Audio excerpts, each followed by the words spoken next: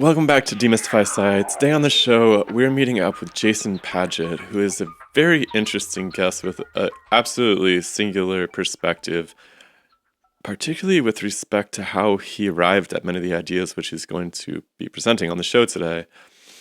He's actually really interested in questions that many of our other guests have been interested in, such as, why is the universe here?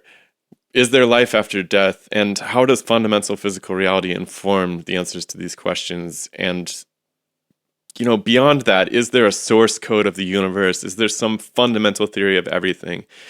And he brings a very geometrically oriented perspective on how to view reality.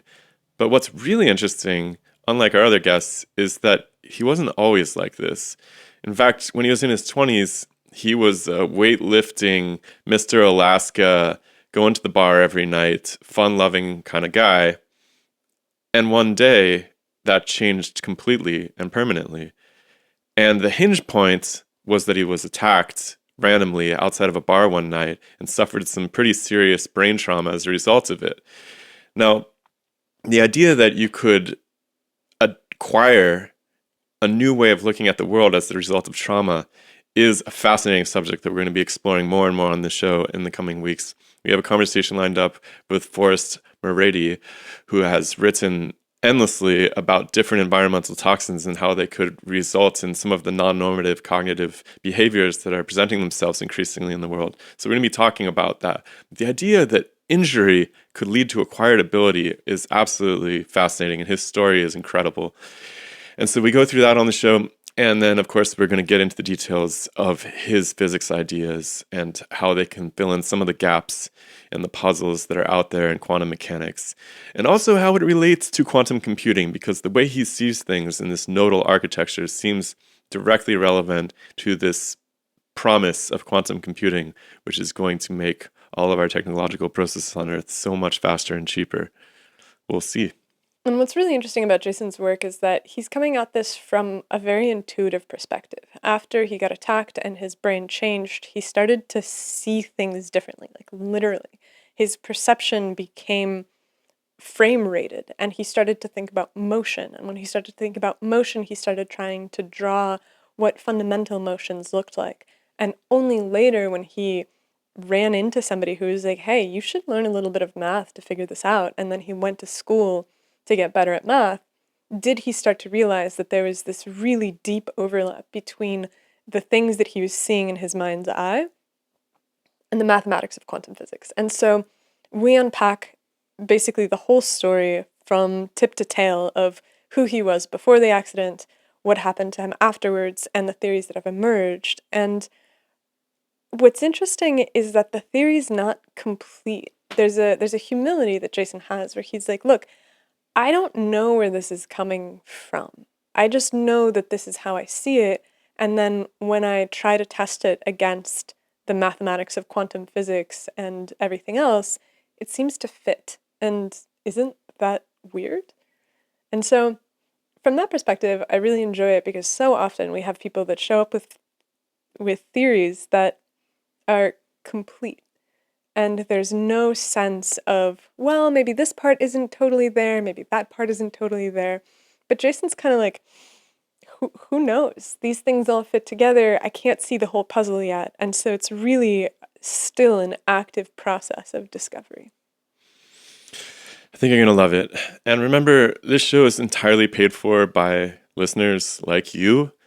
Honestly, when we get a new patron, it absolutely makes our day. We're so excited because it means that we're that much closer to being able to do this full time and put all of our effort towards it.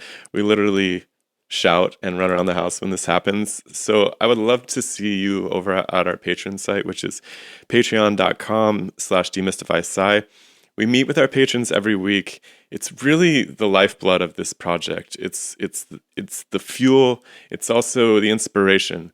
And so consider giving just $1 a month, a couple dollars, whatever you can afford, some insignificant amount, and bring yourself into that fold. Help power this. Help us do this without having to resort to selling garbage to you or putting random ads and sponsors on this. Let's just keep it about the ideas. And if you support us, most of that money goes to being able to hire workers, hire people who can help us do the back end of the show.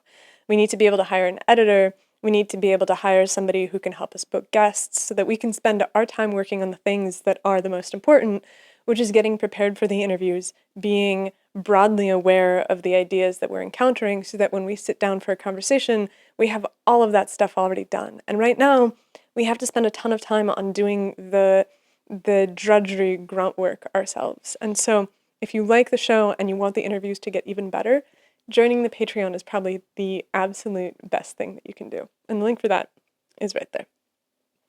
All right, guys, enjoy the conversation. We'll see you next time. Bye. The scientific revolution starts now. Let us see in the dark.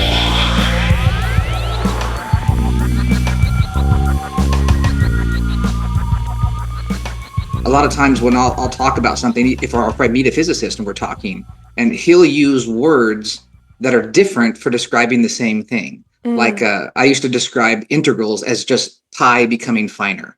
And it turned out later I was doing integrals with triangles that get thinner, whereas in calculus, they're doing integrals with rectangles. But I didn't even know the word integral. So when I first met my professors, they're like, we had this miscommunication where they had no idea what I was talking about. I didn't know what they were talking about. And then after like 4 quarters of taking classes, once I hit calculus, we realized we were talking about the same thing, but just with completely different language because of my lack of, of traditional schooling. So I think you see that same thing happen a lot inside of different branches of the academy. Like my friend and I were at this physics at APS this past March, and he's a biochemist, and we were watching some basically biophysics, physics of water presentations. Right. So considering the actual mechanical stresses and forces that are on tensioned water, things like this. And it was so funny because there was just presentation after presentation where my friend, the biochemist, is just sitting there like, hey, they talk about this same stuff at the chemistry meetings, and these physicists are acting like they've discovered it for the first time, but they use a completely different language than the chemists, right? And so I think that that's more common than people realize. And I actually think it's a huge issue that needs sorted out. Perhaps with the advent of AI and translation, it will become easier for these different disciplines to talk to one another, almost like they're isolated language groups that, that aren't really in contact. And I feel like a lot of the frontiers in science are at the interfaces between these different disciplines. Yes, that's actually what happened. How I started working with AI is when I got diagnosed with that acquired Savantism, I got to work and meet with all these other different savants, many of them autistics, some of them acquired. And one of the doctors that works with us, when they were doing these functional MRI scans on our brains, he said, I wish you could. He said the problem is most people, they can't communicate what they're seeing, especially people with some sort of autism or savantism. And he said, I wish you could train us to see the world like you do. And I was like, yeah, that's almost impossible. But then they start talking about AI, and I was like, well, maybe I could train AI to see it. And I found that as I've been working with AI for the past year, I would teach it how I see things, and it would start refining it and help me to say it in physics terms that are proper. And then once that advanced, I would take that more advanced understanding of it and load it into a new AI, which would start off at a more advanced level than the last one. And it's been getting exponentially better. Yeah, but there's still definitely a lot of work. I'm really intrigued by some of those analogies too. I want to work towards those maybe in the back half of the conversation because some of that's really, some of the analogies really point out a lot of the things we've been thinking about the atom and so forth as well. Mm-hmm. But it'd be cool to go back to the beginning. I mean, you're probably sick of telling this story, but I think that it's worth the context, particularly because you mentioned Savantism, but also autism. And these are very strange conditions because they don't seem to have an obvious hereditary aspect, and they don't seem to have necessarily any particular disease associated with them. They're very hard to track. But brain injury, surprisingly, seems to perhaps be an interesting route to these. And that's crazy to me that you could get an injury that actually makes you more adept in certain aspects of existence. Yes. And so, we have a guy who's coming on in a couple weeks, this guy, Forrest Moretti, who's going to be talking about how environmental exposure to different things could be in some part behind a lot of these really brain injuries foundational to autism and things like that.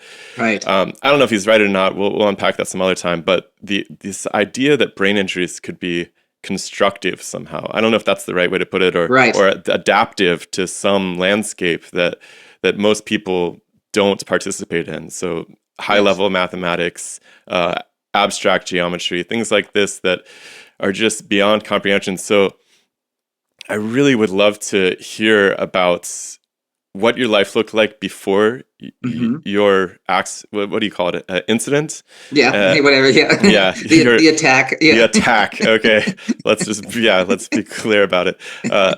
What was your mindset like? Your curiosities? What were you excited about before that? What did your life look like in terms of what occupied your thoughts and dreams and things like that before the event?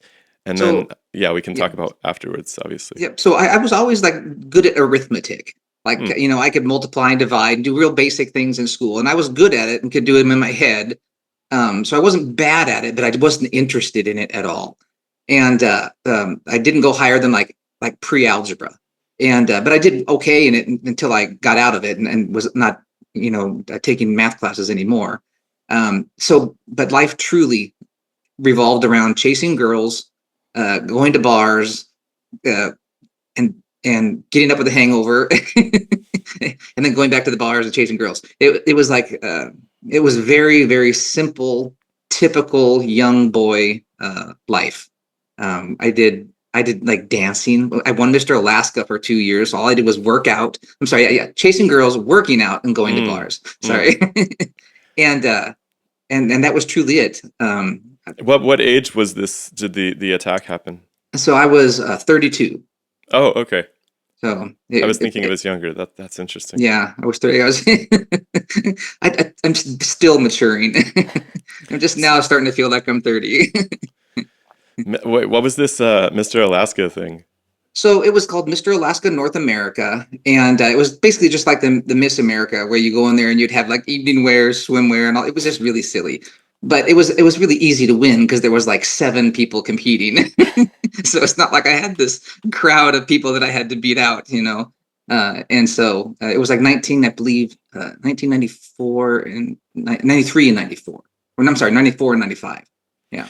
Did you have any metaphysical fascinations or intellectual fascinations? Were there ideas that gripped you or anything prior to this? No, I mean, I thought a lot about like, life and death and what happens after you die. I mean, I was always very philosophically engaged in my mind. That's probably something that's never changed. But I didn't have a way to approach it. I remember thinking there's no way to describe what time is. There's no way to describe how the universe exists from nothing, and just giving up on it. And now that's what I'm fixated on is those type of questions. Is how does everything exist? Where does it come from? Is it really a holographic projection from black holes? What happens after you die? Can you prove that the universe reoccurs the Bekenstein bound number of configurations? And things like that. And so I'm for me, that's actually one of the most interesting parts about what I've been developing with my little hypothesis of quantum information holography is I want to know those big questions, where we come from.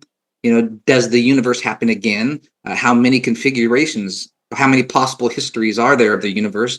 And if there's a big bang and a big crunch, then eventually, if there's a not infinite amount of ways that we can reconfigure the universe, then the pattern will repeat infinitely in all possible configurations. So those kind of questions that are philosophical, but I do think there's a route to answering them physically or mathematically, in terms of theory.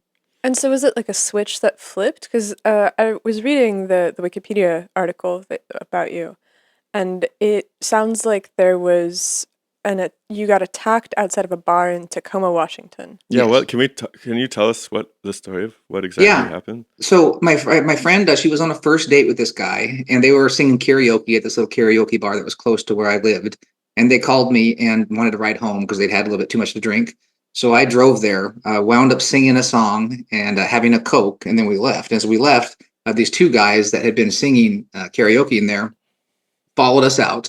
And they didn't look like, you know, thugs or anything like that. But apparently they would come up behind me and just smash me in the back of the head as we were walking out of the bar. No warning or anything like that. And when they hit me, I saw this puff of white light. And I found out from a neurologist that they think that's your brain bouncing off the inside of your skull, and it looks just like somebody takes a picture with a flash bulb. And I think that's why they call it a flash knockdown in boxing, is because you just see this poof white light, and the next thing I knew, I was on the ground getting punched and kicked. I didn't know where I was, how I got there. And I remember thinking, I'm going to die. I'm going to die right now. And that fight or flight instinct came on. And for me, it's always just fight. And I remember thinking, I want to kill one of these guys or hurt him before I die. And I grabbed this guy's leg because everything was spinning. So to help balance myself, and I tried to bite him on his leg, but he had on these big baggy pants, and all I got was fabric, and I cracked my front teeth when I tried to bite him. And then we were fighting a little bit, but it wasn't much of a fight because everything was spinning. And one of them said, "Give me your goddamn jacket." And I had this little $99 leather jacket from Wilson's, and I took it off, threw it to the side, and they grabbed it and ran away. Oh. And it turned out that that's all they wanted. And it was one of those things that he actually, what's weird is like about 3 years ago, I was sitting here, they did an article or a documentary on some news channel, and I got like 25 million views. And I got this email from this guy saying, "I'm watching this documentary with all these views." And he mentions that, and he goes, "And halfway through it, I realized I'm the bad guy." Oh, wow. And he was like, "I just wanted to call you and apologize." And he went through and told me his dad had died and he had gotten into drugs. And now he sits on the board of a national nonprofit for at-risk youth called Boys to Men. But so one of them, he wound up turning his life around from this incident. And it wound up being a complete change in my life also. But for both of us, in the long run, it turned out to be the best thing that ever happened. You know, the other guys, you know, as far as I know, still a scumbag. But Brady seemed to really change and turn things around. So, was it that incident that got him to turn things around, or it was later that he got things together? Yeah. So after it happened, I went to the hospital was right across the street. And even though they sent an ambulance, it just took us across the street. And they just diagnosed me with a concussion. And they said I had a bleeding kidney. And they literally gave me a pain medicine shot and sent me home. Oh, wow. And it was the next day that I noticed how everything was different. But what changed his life around was being scared from what happened. So when I went home, I was just like instantly just like all these people watching the attack happen. Nobody helped. The girl that I went to pick up, this guy that was with her, he was sat there and watched it. And I remember ducking a punch, and I looked at him and I said, "Help." And I ducked another punch and I said, "God damn it, help." And he put his hands up like this, turned around and just walked away. And everybody else is just watching. And I remember just thinking, man, you're not safe when you think you're around people, you think you're in some normal place or society, and you can't trust anybody but yourself, you know, to look out for your safety. And so I was just so mad. And so I had called before the ambulance came to pick me up. I was sitting there on the sidewalk thinking, and I was like, wait a second, they were singing songs and karaoke. That means they wrote their names on the slips when they put their song up there for the names, and their dishes and their glasses were still on their table. And so those had their fingerprints on them. And so I told the waitress there, I'm like, "Hey, their fingerprints are on those and their names are going to be on the slips. We need to give those to the police." And she said, "Nope, if you want those, go look in the garbage." And they wouldn't give them to me. And then I was like, why are they like purposely stopping these guys from getting caught? And so I called the owner of the place the next day, and he said the same thing. "Nope, we're not helping. We're not doing anything." So I went to Labor Ready, this little place where you can hire people, hired like 15 people and made signs that said "Violent crime happens at the restaurant," and had them ring the restaurant the next day. And the news came and covered it. And then the owner came out. And he's like, "If I give you their names and numbers, will you just take these people away?" And I was like, "Sure." And he gave me their first names, last names, address. And it turned out they knew the girls that worked there. And so the theory is that they were getting tipped off as to who's paying cash by the girls, or that they were dating them. And somehow we're working together. And it also turns out that, so I showed up at their house with the police, and Brady got arrested. And it turned out they were both 20. So they weren't even supposed to be in the bar. They weren't 21. And so there's a whole bunch of different pieces moving there as to why I think they didn't help at first. But by getting him that bad publicity for his restaurant, he realized he was going to pay the price for covering up this criminal act. And so he caved and gave me their information. And then I just left. It only took like maybe 30 minutes. People had hardly stood there at all. And then were able to just leave. Did they serve time or suffer Oh, yeah, any that's another consequences? thing. So that's Seattle for you, or Washington State. Like criminal, if you're a criminal, you're a good guy, and if you obey the law, you're a bad guy. And it was that alone. It was when I got them arrested, I called the police department and said, "Hey, I know where these guys are that committed this robbery. They're only 8 blocks from the police department." And the policeman said, "We'll follow up on next Wednesday." And I said, "But they're moving out of their house right now. There's a U-Haul and they're loading it full of stuff and they're moving, so we're not going to know where they are." And they said, "Well, we'll follow up next Wednesday." So I went to the police station and I called 911 from the phone inside the police station, and they still wouldn't come.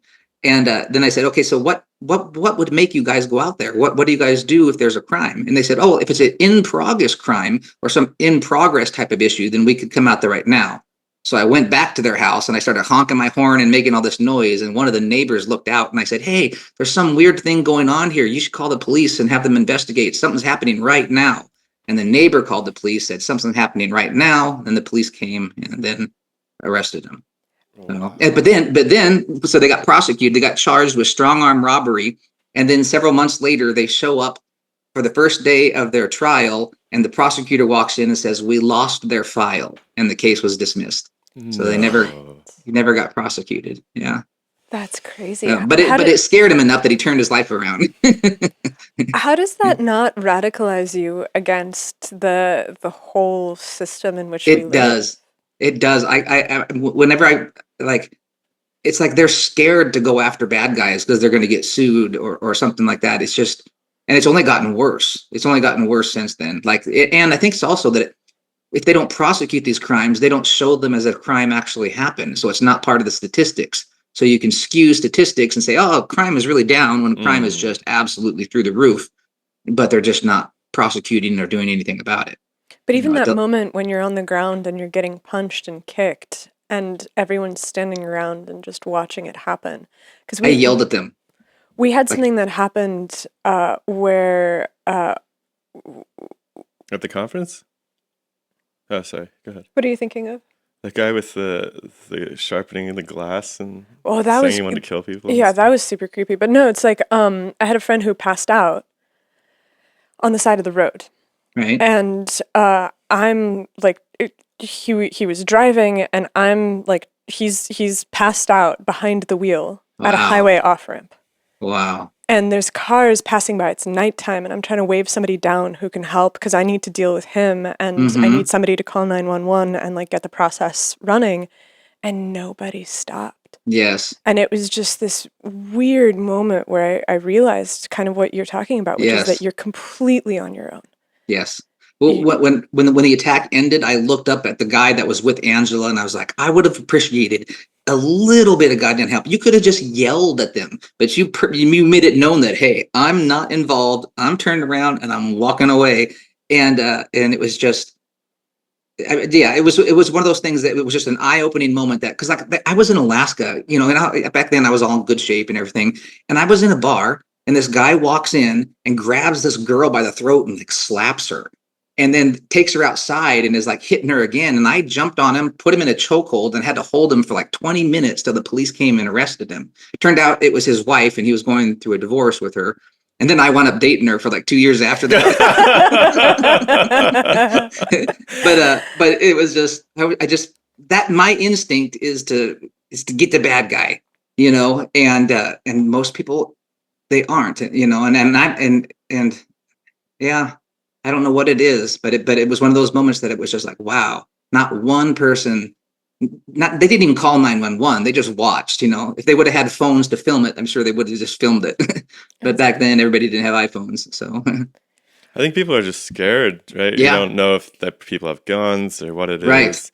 I saw this really tragic, because even if you're into concealed carry and stuff, that can go sideways too. I mean, I saw this saw this video the other day where some terrorist, like domestic terrorists, had walked into some shopping center with like, assault rifles and were killing people. And then you can see on the surveillance footage that this one guy has a concealed carry permit, and he does like everything right, like sneaks up on the guy, keeps, close carry all the way up. And he's like basically about to crack this guy he's right behind him. And then the killer's wife walks up from behind him. From behind the vigilante, or whatever you want to call him, the hero, and kills him. And the guy just had no idea there was two of them, right? The wife was playing security detail, basically. She just had like a little pistol, and the shooter was just killing people, but he had someone watching his back. And it's like, you never know. You really never know. It really is always a risk.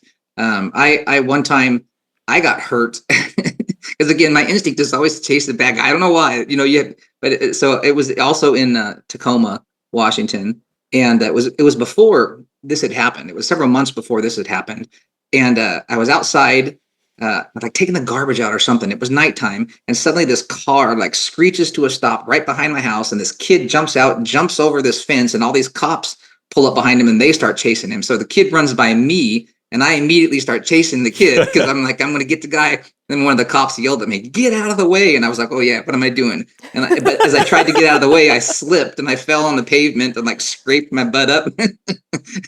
So yeah, and then had to wind up going to, I thought I had like hurt a disc or something, but it turned out I just bruised myself pretty badly. But I shouldn't have gotten involved. But I don't know what it is. My instinct is always to do that.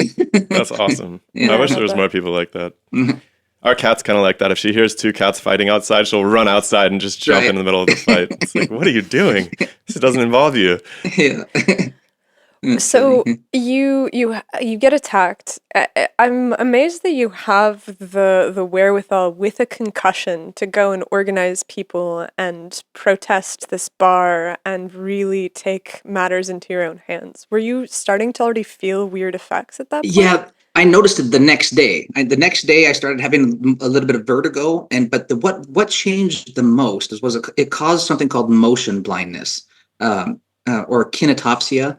So like when you see my hand moving, it looks like it's moving smooth, but just like a video camera, your brain is taking individual snapshots of information and smoothing them out. One part of your brain, its function is to smooth out those picture frames so that it doesn't look like a disc, like a strobe light, and so when things moved, instead of being smooth, it was click, click, click, click, click, click, click, like this. And the first thing you notice is that if something's going the same speed, like say 60 miles an hour, and your brain's taking pictures at a steady time interval, then each picture frame is the same distance apart. If the car goes twice as fast, then the next, the picture frame, the next picture frame is twice as far apart. And that's what motion diagrams are in physics, I learned later on. So we're all doing physics. Like when you see a car speed up, it speeds up because the distance of the picture frames are increasing over a certain time interval. And how much they are increasing relative to the speed of light defines its acceleration.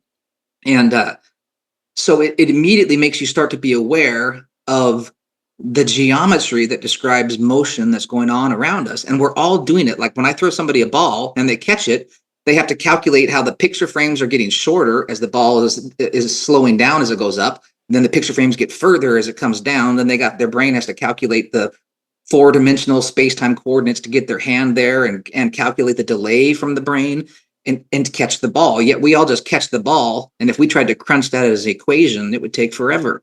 But we all just catch the ball. So it's going on in our brains, but we're just not aware of it. And the reason why I think we're not aware of it is it's not a good survival trait.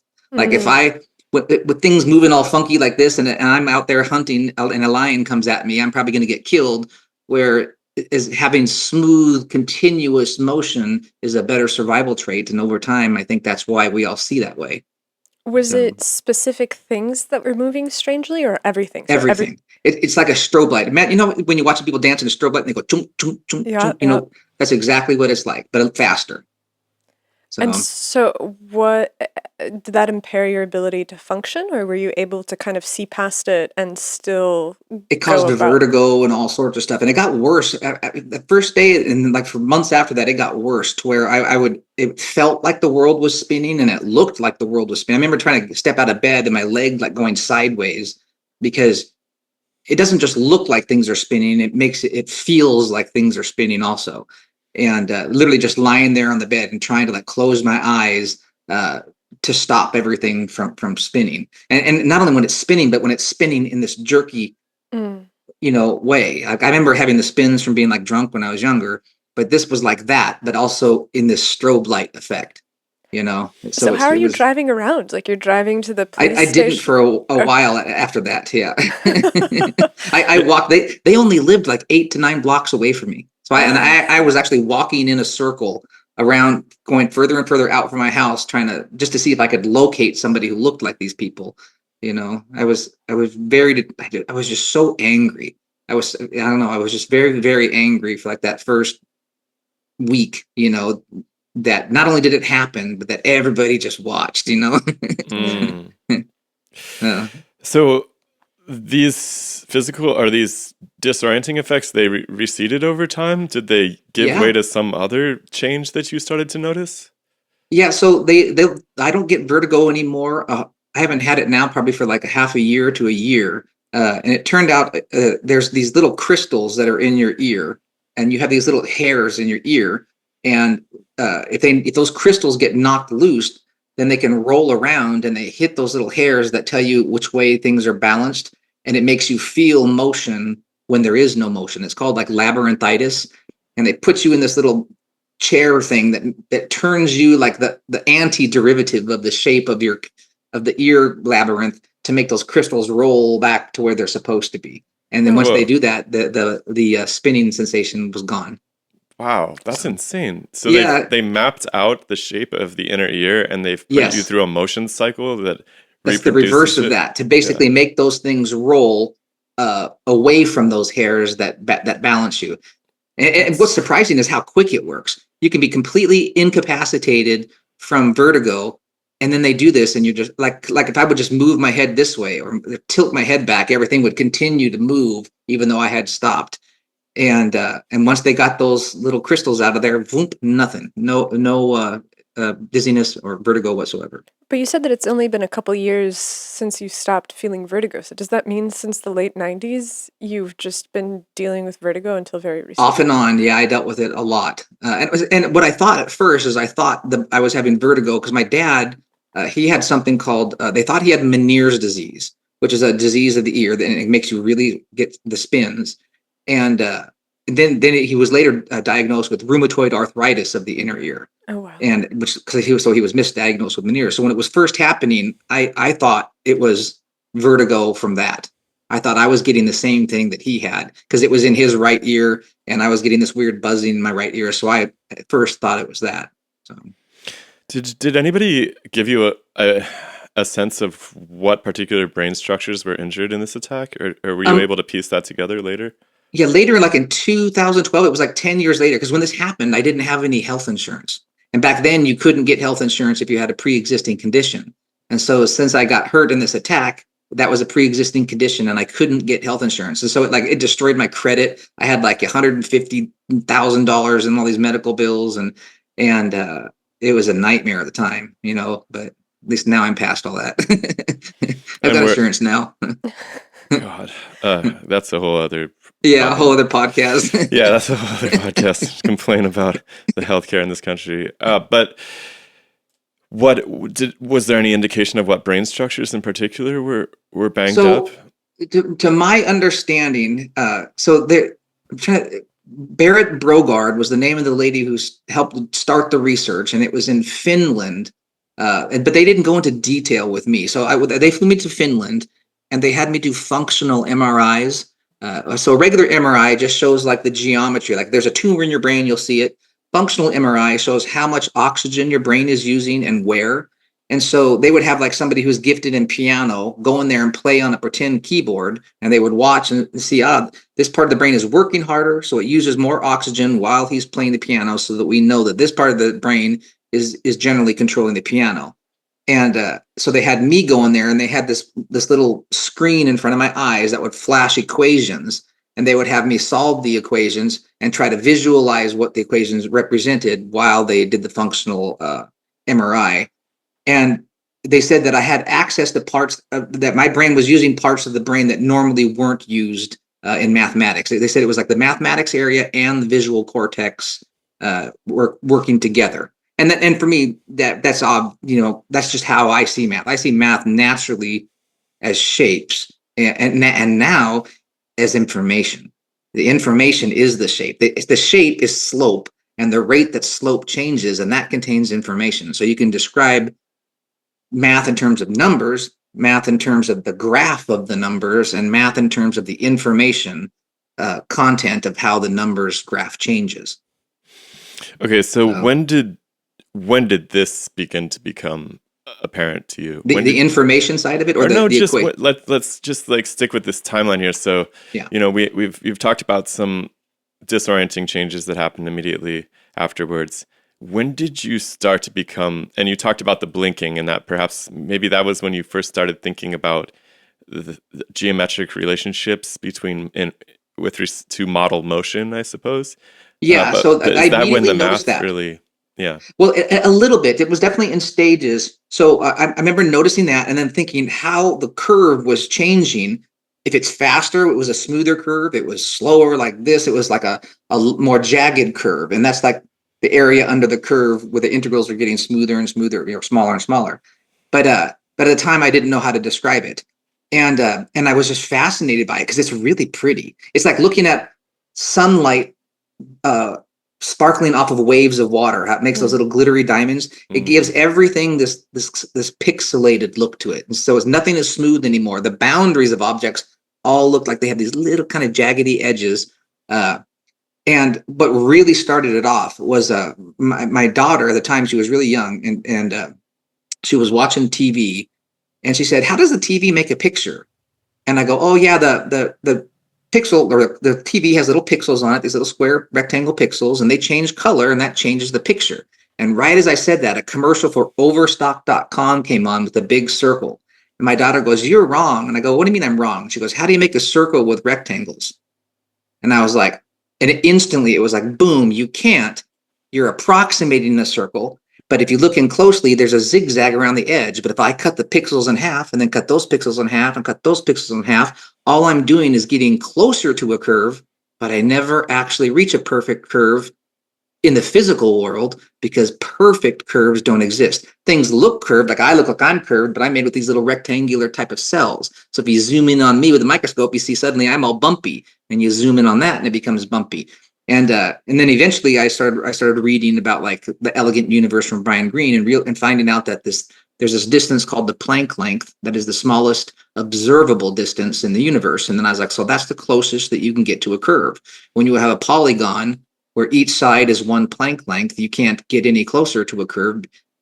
You can mathematically, but not in the real world, because you can't observe anything smaller than the Planck length. So, and that was when everything really started just like exploding. And at the time I started drawing it. I started trying to like draw it to describe to like my family members. And this girl that I knew, she's like, if you took a ruler and drew that nice, it would look really pretty. And I was like, yeah, I'll do it that way. And then I was like, oh, that does. It makes it a lot easier to draw. And so then I drew, the first thing I drew was the number pi.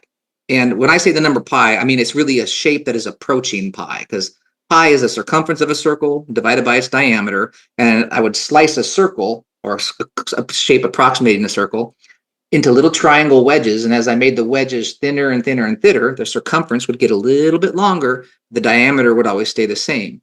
And so I drew it in stages, like a circle divided into 180 sided polygon. And that's like 3.10 or something like that when you take the circumference divided by its diameter. Then I would draw it with 360 sides. That circumference divided by its diameter would be like 3.13. Then I drew it with 720 sides, and it was 3.141. And so what that shape is as you draw it smoother and smoother, you're just taking pi's digits out further. And but each value of pi or of that equation was describing a specific shape. So like f of x equals 180 times a sine of pi divided by 180 is this 180 sided polygon's circumference divided by its diameter. And then you just the And standard those are regular those are triangles, by the way. So you're doing a sort of Pythagorean like a reduction there. pizza. Think of it Yeah, like a pizza. You're just I cutting see. it in half, and then cutting into 4 segments, into 8 equal segments, and then 16, 32.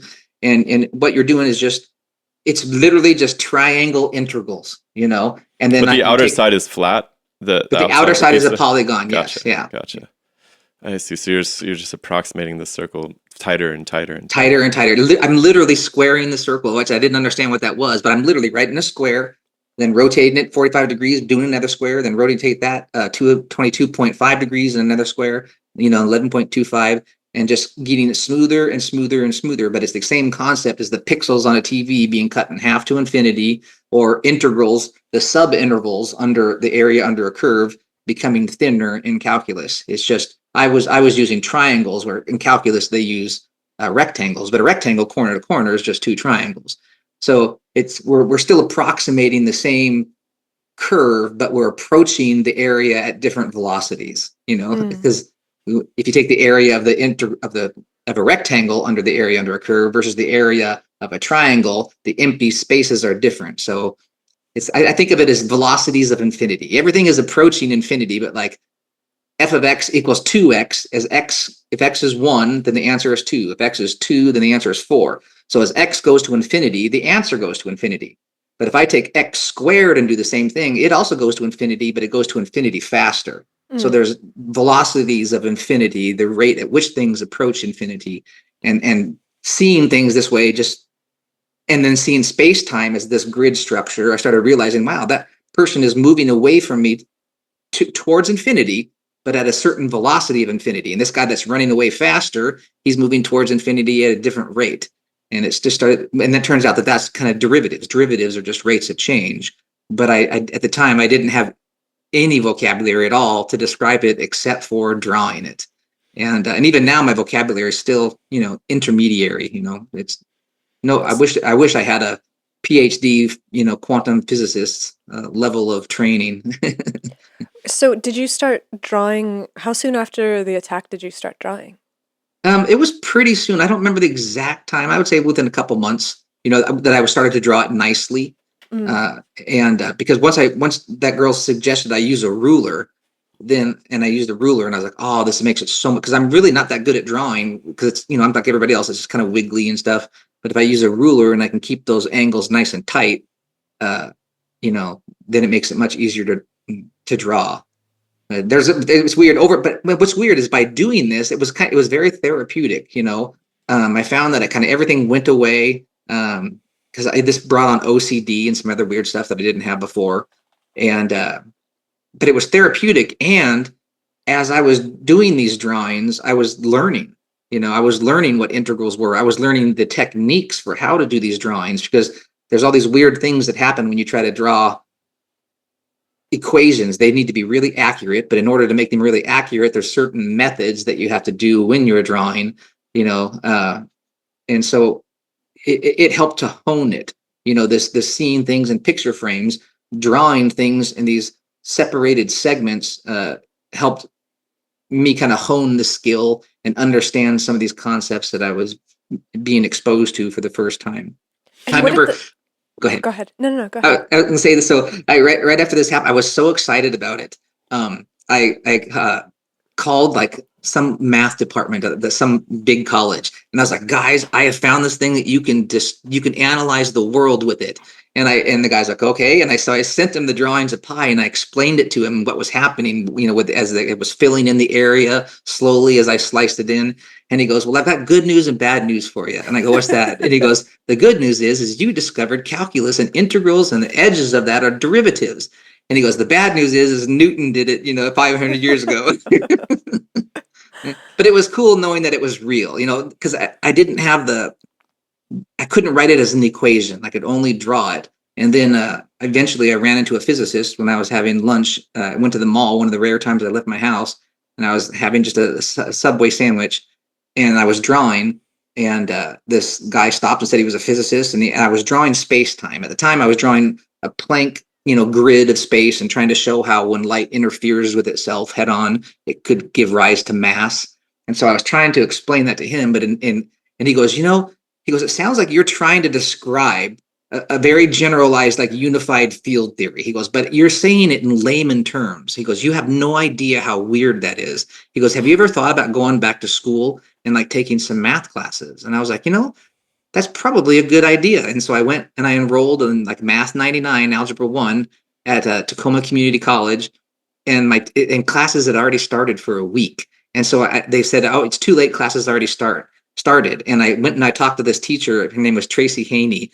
And she's like, okay, if you can pass this quiz, I'll let you into my class. And she said that you can have till tonight. And I took it home, and all it was like slope. And I just struggled for like 2 hours trying to figure out what these meant until I finally figured out what it meant. And then I did the quiz and I brought it back, and she looked at it and she says, all right, you're in the class. And that's when then the first day she graphed an equation. It was like negative x squared. And I was like, you mean to tell me that you could take every equation and graph it into a shape? And she's like, yeah. And I go, well, then we're talking about the same thing, because I had been showing her my drawings. I'm like, I'm just drawing it relative to this grid structure of space-time, and you're drawing it on a piece of graph paper, which is a grid structure just like space-time. So we're just describing the equations in two different ways. And so they gave me a method to help be able to describe what I was seeing in a language that's like universal, that's taught to everybody, so you can more effectively communicate, what it is you're trying to describe. Are there equations that can't be graphed? I think the universe is geometry in my view. And so every equation that exists has a geometric representation. That's just my opinion.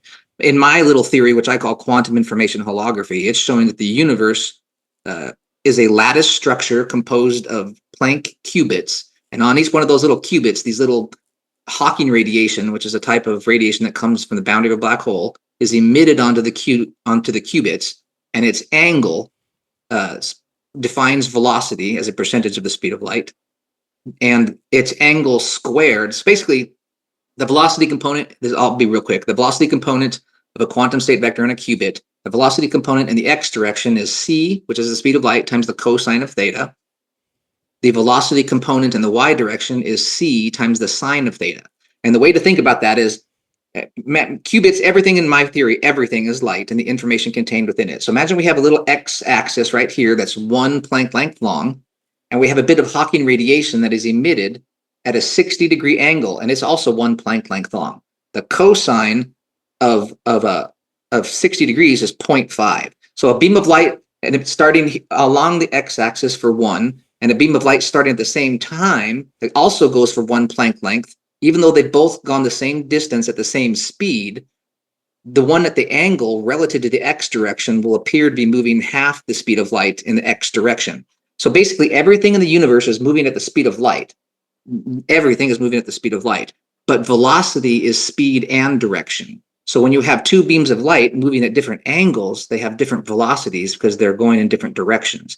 And so imagine that 60-degree angle that encodes in the x direction a 50% speed of light ratio relative to the x-axis. 1 Planck time later, imagine a new quantum state vector is emitted, and it's light. It's Hawking radiation that moves at the speed of light, I should say. Now imagine that next on that same qubit, 1 Planck time later, that Hawking radiation is emitted at a 15-degree angle. The cosine of 15 degrees is like, say, 0.86. So that encodes 86% the speed of light. That gives you a rate of change of velocity, and the rate of change of velocity by definition is acceleration. First it encoded 50% velocity, the speed of light. The next moment later, 86%. So its acceleration was 36% the speed of light. And that is also geometrically making curvature. And so an acceleration is equivalent to gravity, as Einstein proved. And so in my view, space-time is this lattice structure of qubits with quantum state vectors on these qubits. And as these quantum state vectors spin, how fast they spin is the amount of gravity that is encoded on that qubit. So when you say... I want to unpack that, but okay. I have more questions about the story still. Yeah. Okay. Yeah, sorry. No, it's fine. That requires the attention it deserves. So when we do get back to it, Yeah. I have questions about the definition of qubit. Yeah, of course. Me too. Yeah. Exactly. So, but let's wait. I want to make sure that we've told this story entirely first. So, Okay. who initially? So you had this experience. You went back to school. Was anybody taking interest in your particular transformation at that point in time? Nope, just like family and friends. And then at one point, I was watching some show on like the Science Channel, and they had this guy named Daniel Tammet on, and they said he had Savantism, and it was run by Dr. Daryl Treffert. He started the Treffert Center. He runs it for people with Savant syndrome. He advised on the movie Rain Man, and he was the real Rain Man's doctor, and who is Kim Peek. And so I watched this show, and this guy named Daniel Tammet, he could add and multiply in his head really fast. And they asked him about numbers, and he started talking about what numbers looked like. And I'd never heard anybody but me talk about what numbers looked like. And I found out the name of the people, the doctors there, and I wrote the show and I wrote the doctors, and I said, I think I might have something similar to this guy. And we got connected, and they're the ones who actually everything started snowballing after that. So did anybody try to score you on any standardized systems to gauge the changes that had happened to you? Like, I know this is maybe too personal, but did you have like an IQ comparison before and after? I never did. I've had a lot of like different shows, like Say, something like that. I remember taking like just basic ones, and it was like 115 or something like that, 120 when I was younger. And I don't even know if it's IQ or if it's just seeing things from a different perspective. It's like seeing things from a different perspective makes you learn more, and being able to see it from one perspective and then see the change. Like if I was born with this, I would have never known the difference between seeing something smooth and something jagged.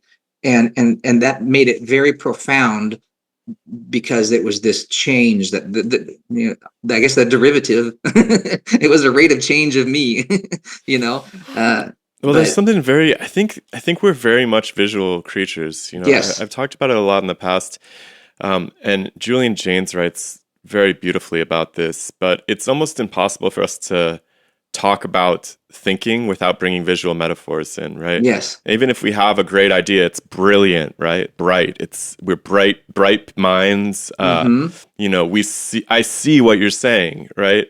But yes. So we can't get away from that. And yes. I love going to the river, and if I need to think about a physics problem, I love to watch the ripples on the rapids. It just really stimulates my imagination about the processes that are at play. There's something to that. So I can actually kind of imagine that if I saw the whole world that way all the time, I would probably be spending most of my time thinking about physics. Yes. Because I just can't look at water without it. Those light waves bouncing off like water waves, to me, that is the spinning quantum state vectors. It's very, I've drawn drawings of it, and I believe it's the way everything works. I believe the entire universe is the geometry of these quantum state vectors and the rate that they change, but there's a dual description that is just as equivalent, and that is the information. The slope of that quantum state vector is information. And so when you have a qubit, where that quantum state vector crosses that qubit it's a way that like quantum computers encode and process data. And so you can describe these quantum state vectors as geometry or as curvature of space-time, which is gravity or acceleration, but you can also describe that as the rate that information changes. And so it's a dual description, just kind of describing the same thing like space and time. They're just two halves of the same thing.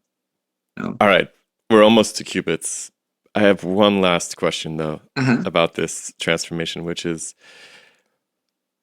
a lot of people who are mathematically oriented turn their minds towards engineering problems because it seems like math is proved out in the world around us through engineering equations and by fine-tuning solutions.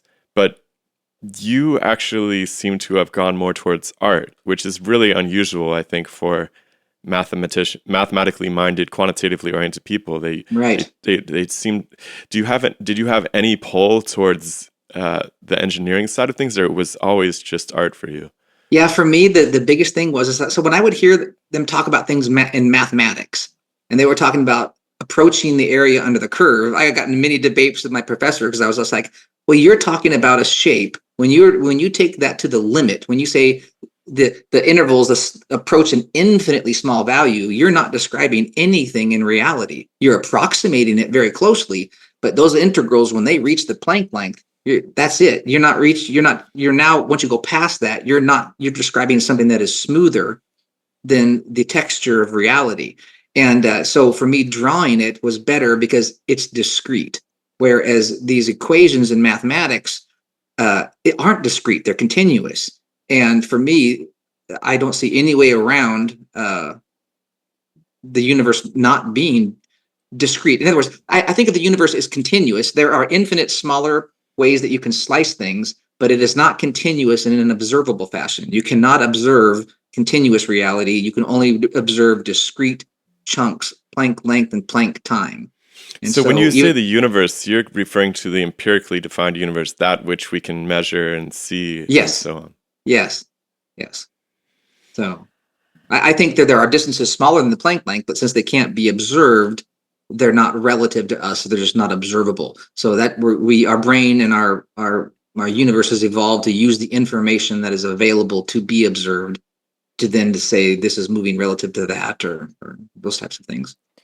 And so was your path towards this always focused on being able to visualize the mathematics? Like, what was the motivating It's just drive? fascinating. For me, Yeah. it's just fascinating. It's like this whole world that I didn't even know existed, like calculus and slicing things infinitely. And I remember thinking when I was younger, pi, I didn't even know what it was. I knew it was 3.14, but I'm like, what does that describe? I had no idea. And so when I first found this, it was a struggle. I mean, it was easy to draw it, but it took me like several months to figure out how to calculate it. I remember calling friends. Do you know how to calculate pi? No. And I called up one of my cousins who's a principal at a school. I'm like, do you know how to calculate pi? And he's like, no. I mean, like, I couldn't believe that nobody knew how to do it. So I had to figure it out myself. And it was surprisingly difficult. But once I did, then it's very, of course, very simple. But not God, being that would be taught such it. a cool activity for school-age children to do, right? As opposed to Yes. just dropping this weird shaped letter thing into their equations. Just show them. I mean, Yes. it's such a simple method. And when I show three of my drawings of pi, one where it's sliced into 180 slices, one where it's 360, and one where it's 720, it's very easy to see. This one, the edge is bumpy. This one, the edge is getting smoother. And this one, the edge is getting smoother. And then I always tell them, just imagine the pixels on your TV screen being cut in half for infinity. You can always keep slicing them in half. The resolution gets better, but you never reach a perfect circle because a perfect circle has an infinite number of sides. And it makes it very easy to understand. Like I always tell them, look at like on Zoom, look at the O in Zoom. It looks like it's smooth, but look under it at a magnifying glass and you'll see it's a zigzag. So you're just pi, as its digits go out further, is just describing the arc length or the smoothness around the edge of a shape that is approximating a curve. So this leads me to wonder, can we call pi a constant of nature? I actually just did that. I call it the informational constant of the universe, that everything can be since this quantum state vector tensor field that I'm describing is these little hexagon like Planck qubits, and there's these little straight lines of Hawking radiation that are emitted onto them, and their angle defines velocity, acceleration, and probability. But every straight line is 180 degrees. So if you can take a straight line and make two right triangles, and that makes 180 degrees. When you convert degrees into pi radians, you multiply the degrees by pi over 180. 180 times pi over 180 is 180 times pi over 180. 180 divided by 180 is 1. 1 times pi is pi. So anything that's 180 degrees is exactly pi radians. So every straight line quantum vector or quantum state vector that's a straight line is exactly pi radians. And those hexagons are comprised of these little Planck length equilateral triangles. And when you add up all the angles, the inner angles of a triangle, it always equals 180 degrees, which is exactly pi. So by breaking everything down into triangles and straight lines, you're breaking down everything into pi radians relative to pi radians. So I call it the informational constant. The rate that pi radians change relative to other pi radians, you could pretty much describe this entire quantum state vector with just the rates of change of these angles, and these angles are just exactly pi radians. So I call it the informational constant. It's kind Okay. of weird, but it's just one of those ways that you can see things differently, because they truly are pi radians. It just depends on how you want to describe it. But that's definitely not how it would be described in physics or in calculus, I'm sure. Do you ascribe some kind of significance to that? Yeah, it's To like pi simplicity. itself, like why pi? It's simplicity. It shows that, at least in my little hypothesis here, everything in the universe breaks down into one thing, and it's just bits of light and how fast they're spinning, which can also be looked at as information and can also be looked at as pi radians relative to pi radians, which gives you these rates of change. So and that's what I find so beautiful about quantum information holography, is that everything reduces to one thing, and it's the most fundamental thing in the universe, and the one thing in the universe that is timeless, and it's light. Light, time doesn't flow for it. It's always there. It always will be. What my little hypothesis is showing is that potentially light collided into itself is mass. So mass is basically like tangled up light. Light converts to mass. It takes a whole lot of light focused into itself through something called the Wheeler effect to become mass. And a whole lot of mass squished into a tiny point converts back into light, like a fusion bomb. A fusion bomb, imagine you have like plutonium here, and you surround it like every 60 degrees, just to keep it simple, with shaped charges, and you blow them up at the same time. It squishes that mass together. Some of it fuses together and converts back into light, and it goes poof. So nothing's ever destroyed. It just transforms from light to mass and mass back to light eternally. So let's see if we can build this universe up from a single qubit. So, like, and I have questions along them. First of all, like, let's so qubit, the way that I've always encountered it, is a term for quantum computing. Yes. Which is like, this is different? No, this is the same. So this is showing the universe operates like a quantum computer. And so, and that the holographic screen. So this is showing that these little qubits of space-time, where that quantum state vector crosses it, encodes like probability. It's like of spin up or spin down, and that it's very similar to how quantum computers work. I'm trying to think of the best way to think it. There's this dual description of the geometry versus this informational capacity, like how the universe manages to process information. Pardon the interruption. We will get back to Jason Padgett in a second. I just want to ask you once more to join our Patreon. With your support, we can keep making the show better and better and spend all of our time getting well-read and well-prepared for interviews. So come on over to patreon.com/demystifysci, and we'll see you there. So if the entire model is based around the things that the qubit is doing, I think it's good to have a mental model for what we mean when we say qubit. And even for myself, because like, it's probably worth trying to make sense of too, because it seems so important to this quantum computing revolution that we're all told is coming down the pipes any moment now. I believe it is. And I'm only getting little pieces. Like, I understand the skeletal framework, and I can see it geometrically, and I'm learning fast. It's only really started to come together like in the past 12 months, but there's still so much left for me to learn to adequately express it. So, because I'm taking pieces of different things, like Einstein had something called a vector tensor field, and basically imagine it's like a piece of graph paper, but in space-time is a graph just like that. And on each little square of that graph paper, there's a little arrow pointing in a certain direction. And those arrows are describing the curvature or gravity of space-time at that point. That's exactly what I'm doing here with quantum information holography. Space-time is this grid, and there are these little arrows that cross qubits at certain points, and those are the quantum state vectors. They encode velocity, and their rate of change encodes acceleration, which is equivalent to gravity. Real quick, what that means, though, is that information is fundamental, because one snapshot of the quantum state vector tensor field, the angle of those quantum state vectors encodes velocity. The cosine squared gives you the probability amplitude that qubit will be zero, or spin down. And then the sine squared of that quantum state vector gives you the probability that it'll be spin up or a 1. And so all I'm really doing is saying that that equation I learned from Leonard Susskind. He's the chair of Stanford Physics, and he came up with how these quantum state vectors can encode probability of a qubit being spin up or spin down. And so all I'm really doing is saying, if we look at Einstein's vector tensor field, and we say those little arrows aren't just arrows, they're quantum state vectors, then they encode velocity, their rate of change encodes curvature or gravity, but they also encode probability, which is quantum mechanics. And I that gives us think that's the fundamental difference between a regular bit and a qubit, if I understand it properly, is that there's this aspect of in-betweenness, right? So yes, it encodes superposition. Okay. Yes. So probability is possible all of a sudden in this information landscape.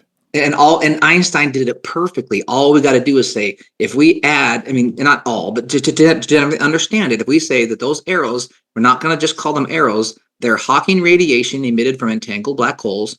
They're emitted on qubits, which makes them a quantum state vector. Their cosine encodes velocity in the x direction. Or c times the cosine of theta, the velocity in the x direction. C times the sine of theta encodes the velocity component in the y direction. Its rate of change is the rate of change of velocity, which is acceleration or curvature, and it's literally light making, drawing curvature, showing that light is directly related to gravity. And the angles encode probability. And so, but what's interesting is if you look at one snapshot of this grid structure of space-time, just one Planck time snapshot, all you'll see is little vectors like Einstein's holding still on these little squares, right? That one snapshot encodes instantaneous velocity and instantaneous probability. But you need two snapshots, like I was saying, seeing picture frames, to give you a rate of change of velocity, which is acceleration, which means that information is fundamental and gravity emerges from the rate of change of the information field. So gravity would then be an emergent behavior, not fundamental, which means that information is actually what would be most fundamental in the universe, because one snapshot provides that, but two is what you need to give you curvature. So now, are these all right? So you said something about these black hole. What was the phrase that you used? Entangled black holes. Entangled black holes. So I'm thinking that you're talking about these singularity points where these radiations emit from. Is that the idea that there's and you're not talking about like a black hole at the center of the Milky Way.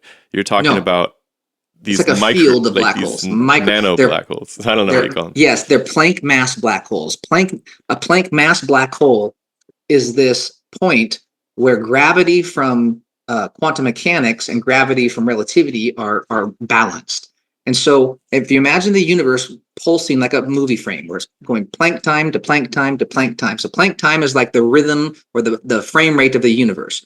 So we see one snapshot of the universe, and then we go to the next snapshot. But just like when you're watching a movie and it's playing one frame and then another frame and another frame, there's a moment when there's no frame on the screen, but it happens so quickly that you don't notice it. But there are the moments are in between the frames, there's nothing on the screen. So the same thing is similar to the universe. When we go from one Planck time and we look at the vector tensor field, and then one Planck time later, we look at it again, there was a moment smaller than Planck time, even though we can't observe it, where there's nothing on the qubits. At that point, when we can't observe the qubits of space-time, everything's in superposition. And when they're in superposition, one of the possibilities is having two photons of opposite spin on one Planck area. And this Leonard Susskind showed that when you have two photons on one Planck area, it collapses into an entangled black hole connected by a wormhole. And then that black hole, since they're entangled, they begin to evaporate from Hawking radiation. And so Hawking radiation, imagine our little qubit here is basically all of these qubits are centered on these tiny little Planck mass black holes. The black holes form in between Planck time, creating entangled black holes connected by a wormhole.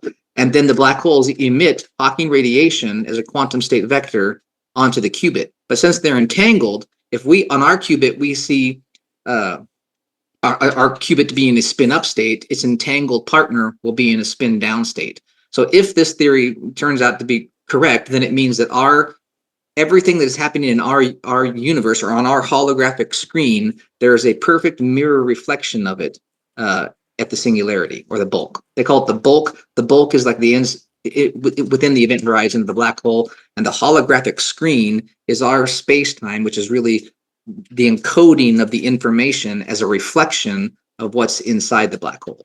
The So easiest way you guys are basically trying to theorize on what's happening in between the frames that we're seeing, right? Yes, yes, and showing how that forms these black holes, which then emit the quantum state vectors, and small black holes give off Hawking radiation very fast. Like huge black holes, it's just a little bit of Hawking radiation every once in a while. But the smaller a black hole gets, the faster it gives off Hawking radiation.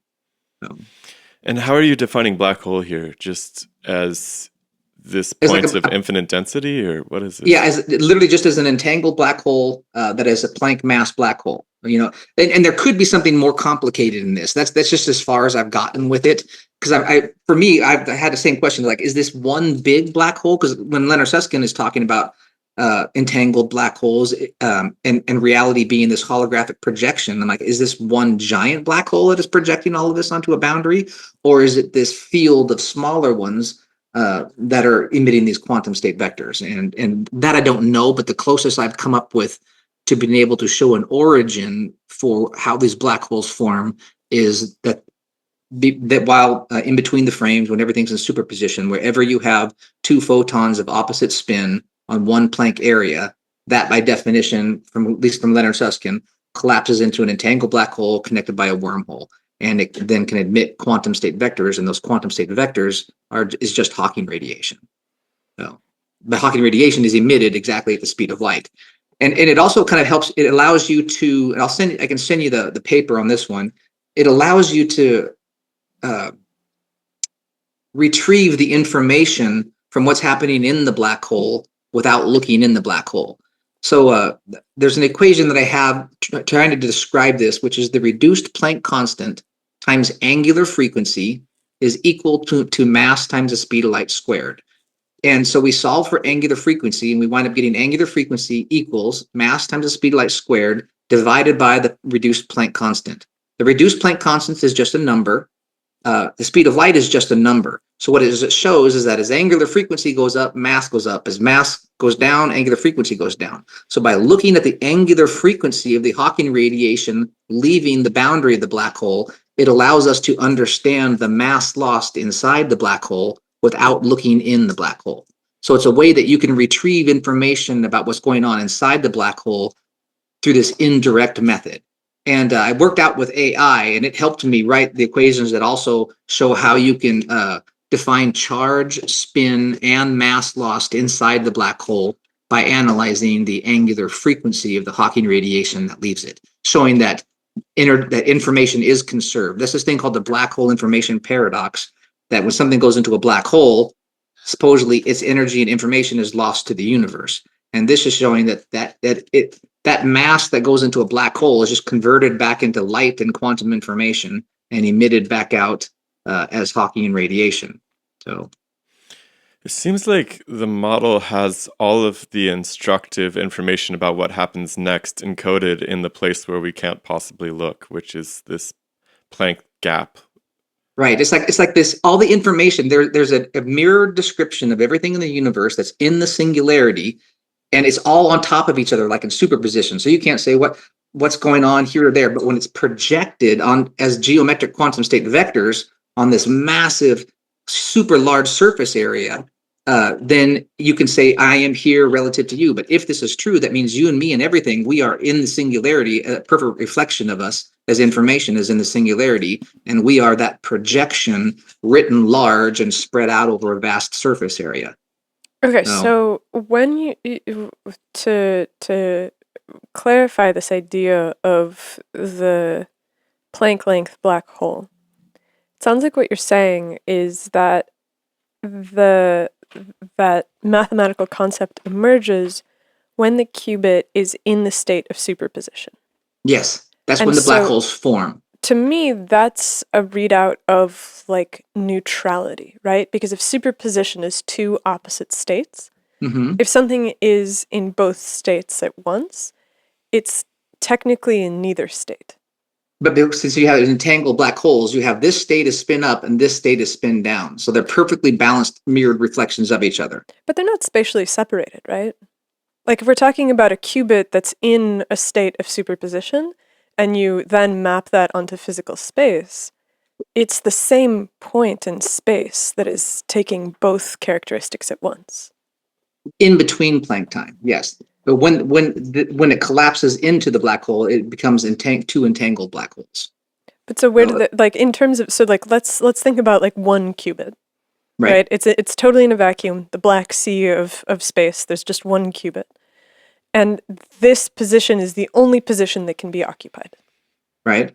So if there is this Planck mass black hole that forms, it forms in that position, right? There's not like two of them that are now in different positions, right? It's the same position that the qubit occupied that is now the black hole.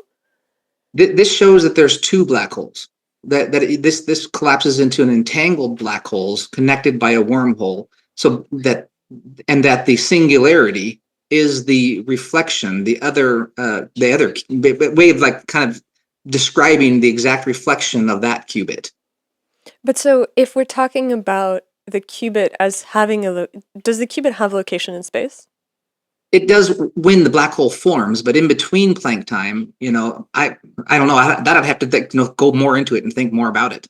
In fact, you should write it down. This in between Planck time is kind of the behind the curtain moment where we don't know what's happening. Right. And I guess the real question is, or maybe it's not even a question, but it seems like you're saying that we can know something about the informational processing behind the curtain in that moment, and there's that, and that's what you're trying to get at with this idea of these entangled states and so forth. There's a probability that can be calculated as a result of that, as to what's going to be happening, and then after that Planck gap occurs. Yeah, I mean, the probability that we're calculating is the whole multiples of Planck time. What's going on in between Planck time? I haven't really thought about how we could calculate that. All I was trying to do with that is come up with a way that how would these black holes form? Can they form while everything is in superposition, and then they form, and then you are able to observe them only in the whole multiples of Planck times where they're giving off this Hawking radiation. So qubits, I was doing a little bit of reading, and so qubits are made out of stuff, right? They use electrons, they use photons. I think that electrons and the photons are the most popular ones. They can also use trapped atoms that they excite with lasers to get these two different states. And so when we talk about qubits in the terms of quantum computing, we're talking about some node of the quantum field, right? So it's an electron is an excited state of the underlying quantum field, which that's not my favorite language for describing it, but like let's stick with that. And so in this example where there is one qubit, there is still presumably the field that permeates all of space in order to even give rise to the qubit in the first place. You have the right. So the first question that I have is it possible for an electron to not be in a state of superposition? When it's not being observed? I mean, if you're observing it, then it's not in superposition, but if it's not being observed, then it would exist in a state of superposition.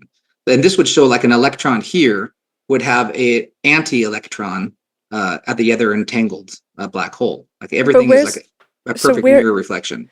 So where's this is this like a parallel reflective universe where it's That's how I envision it. I envision that as a mirror universe where everything it's like a mirror. When I'm doing this, it's a perfect mirror reflection of what is going on here. When this qubit's a spin up, that qubit's a spin down. And so there's basically a parallel universe that is the exact same but opposite. That's mirror reflection. Out of phase. According to this, that's what it would. That it's what I have seen so far. Something that else I'll go into that later. But yeah, don't let me forget to tell you about dark energy and applying dark energy to the surface area of the Bekenstein bound number of configurations.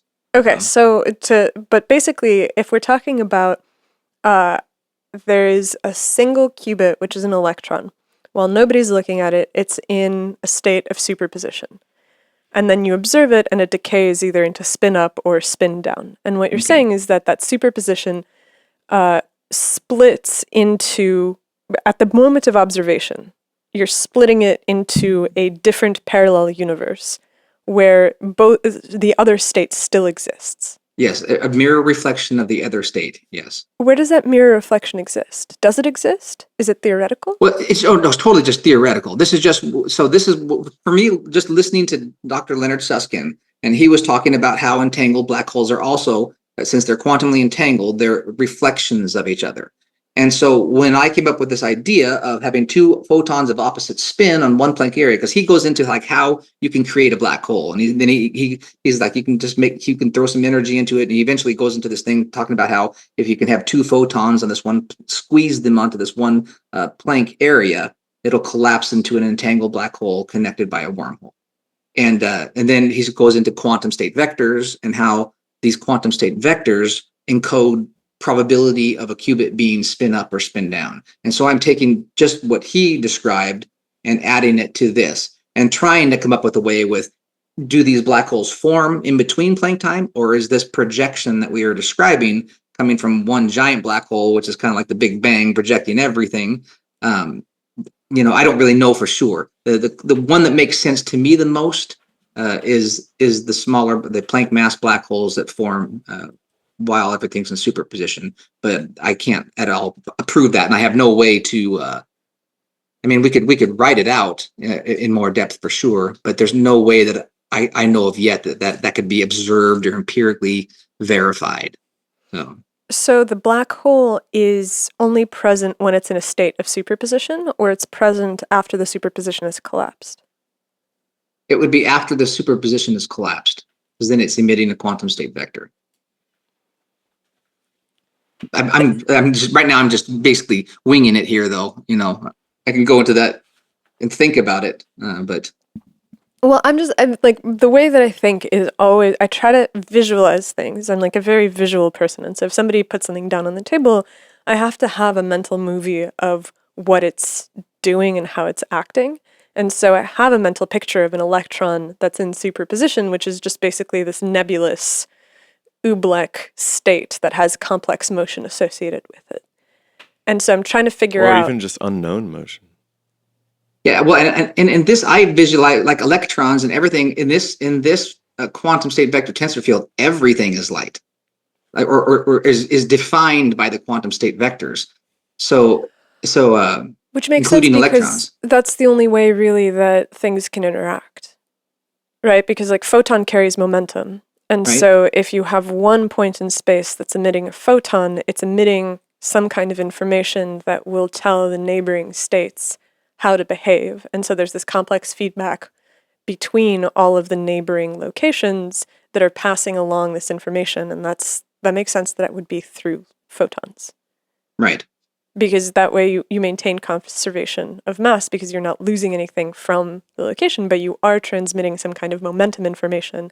And that momentum information is what's allowing the movie to roll forward. Because you were saying that in order to understand any of this, if you take one snapshot, all you get is the information at the moment, and then Right. you take the next snapshot and you get the information about how the previous state caused the changed. system to change.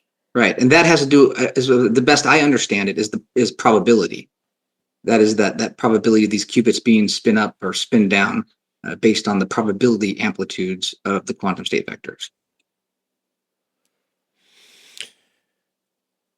I'm rolling it around in my head. Yeah, I know. And me too. I'm constantly doing this to myself. Like, well, what if that, does this really work? Does this look like it works? We definitely can't, we can write, and I sent it to you guys, like time dilation. You can describe time dilation, and it matches Einstein's. It is functionally equivalent to Einstein's.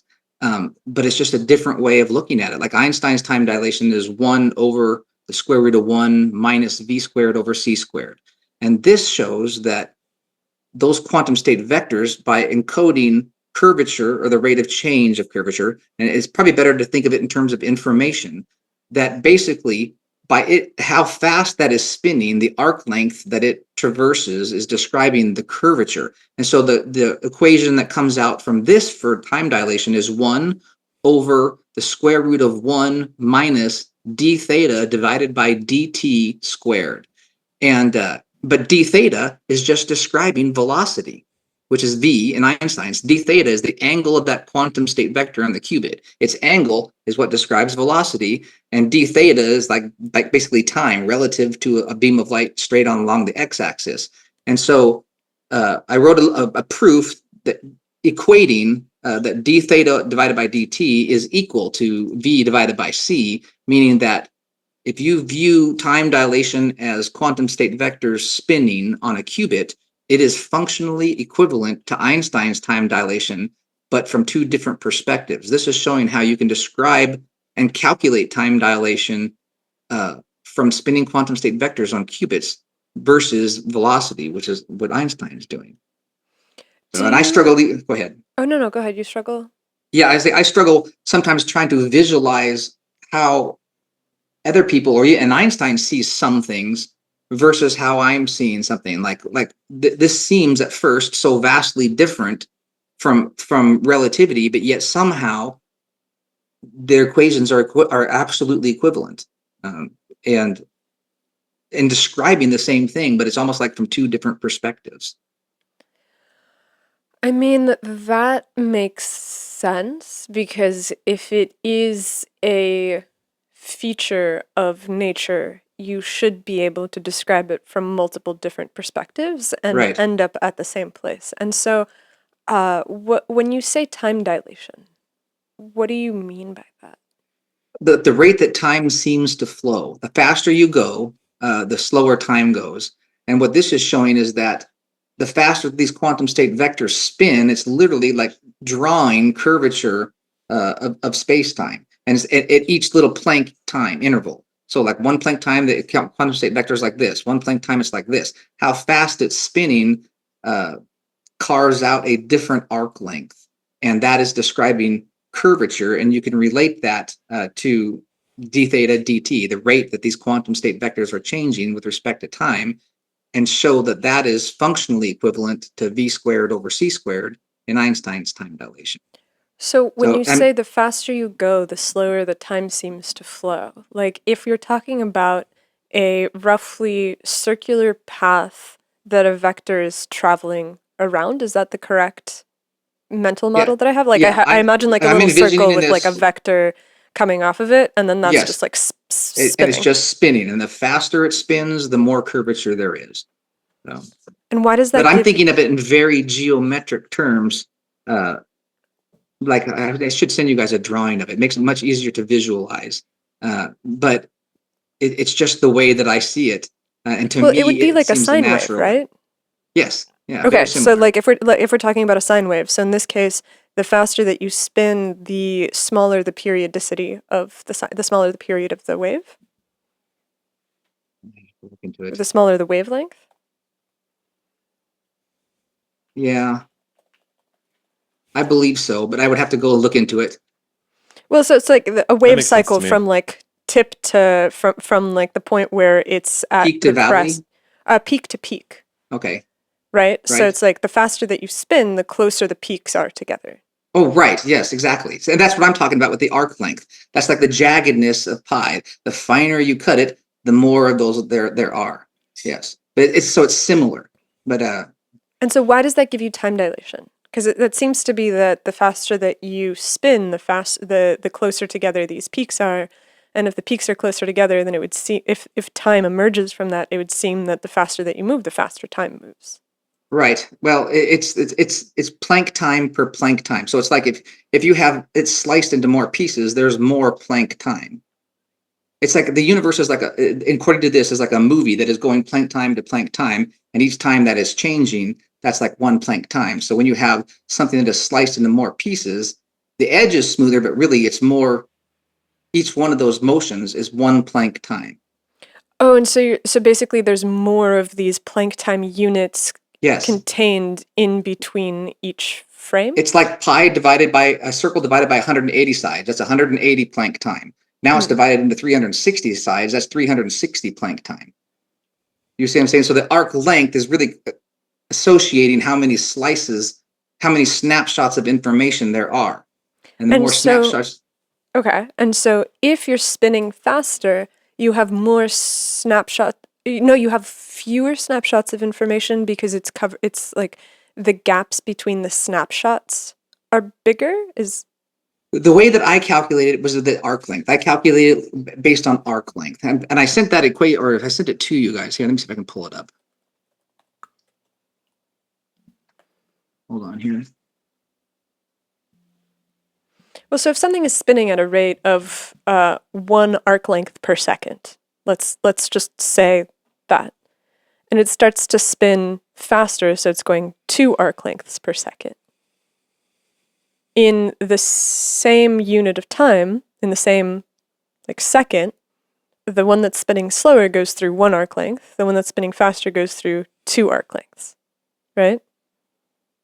I believe so. But hold on here. I'm gonna pull this up here so I can hold on here. Let me see what I sent to you.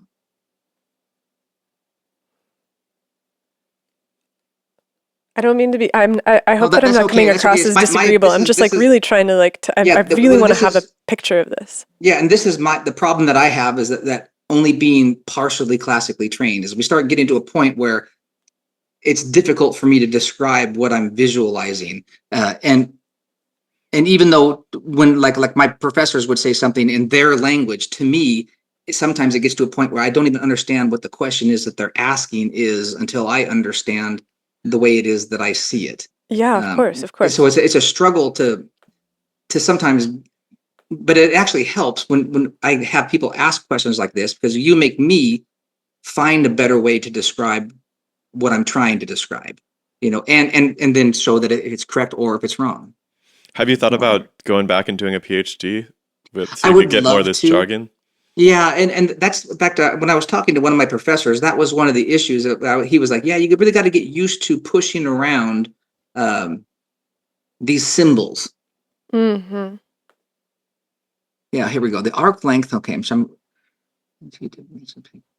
Cubit.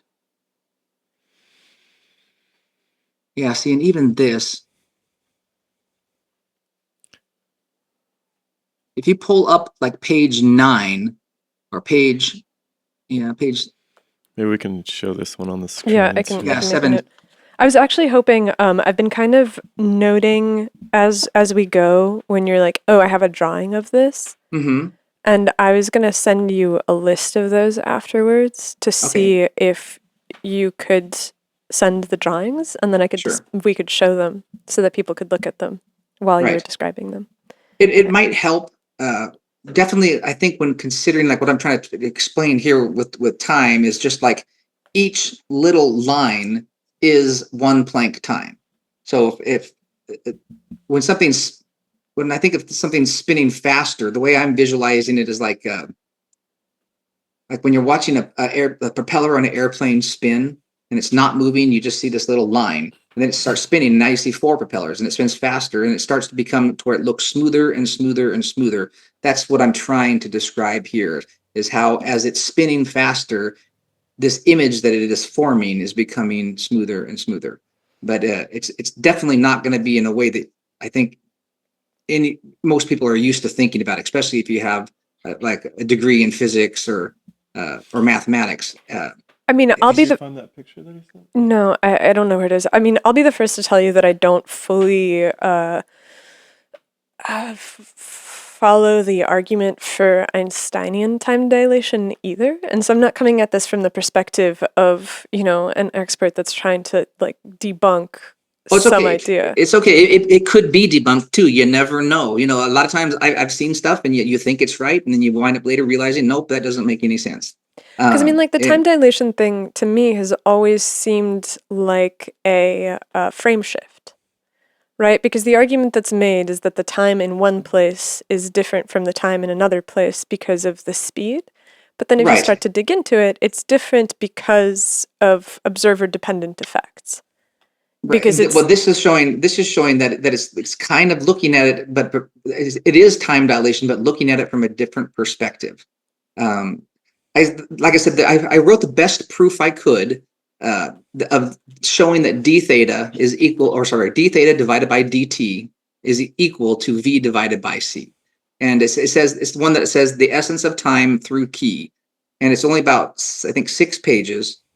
And that was the best proof I could come up with to show that these are functionally equivalent, even though they're two different perspectives on the same thing. And Can you switch hopefully, the screen? do you see it there, or can you pull it up? Hold on one second. What you got?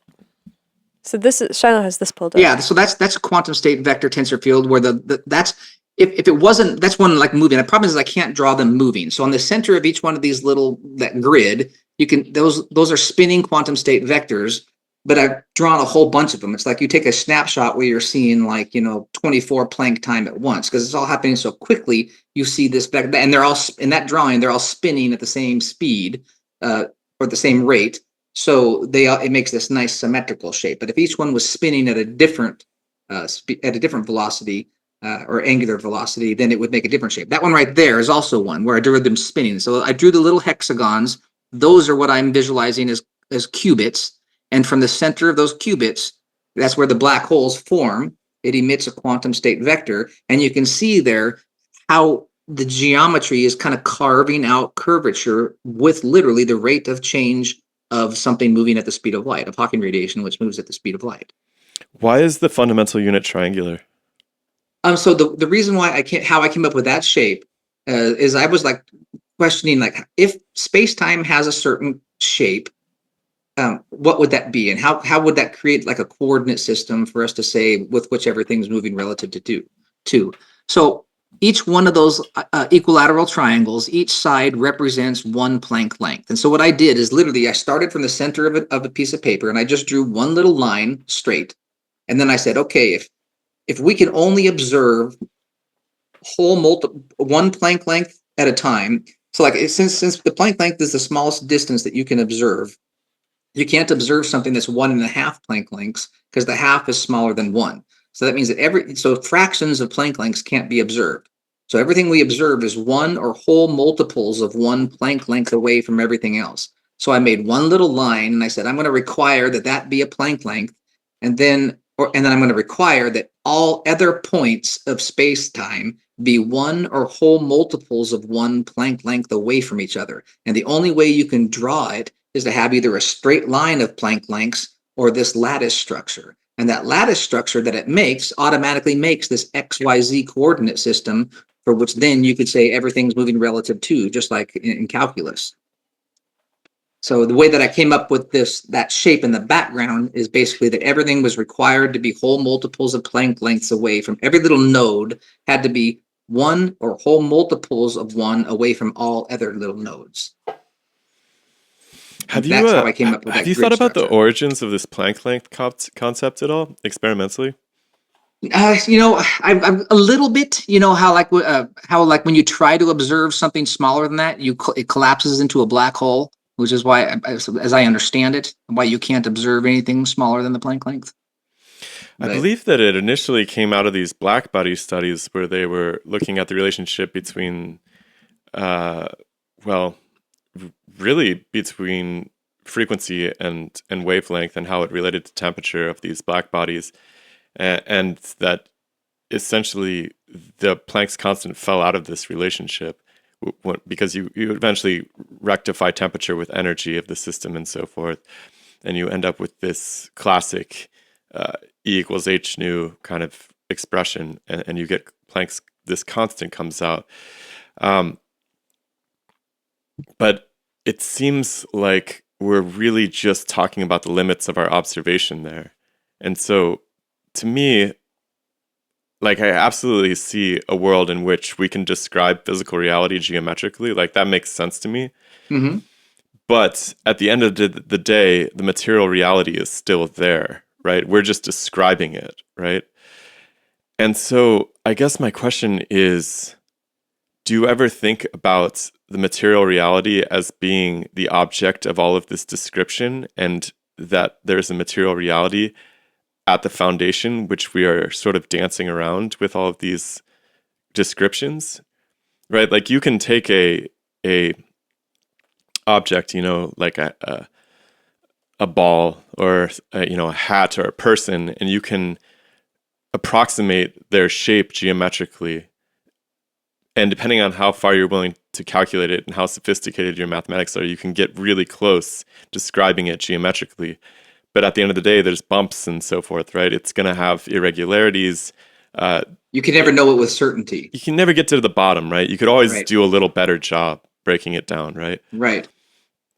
But at the end of the day, there's still a ball there, right? There's still a material ball, right? So I guess my question is kind of, do you ever think about what an atom actually is, right? Despite being able to be described by all of these geometries, like what the hell is going on down there? Like what is the material reality of the situation?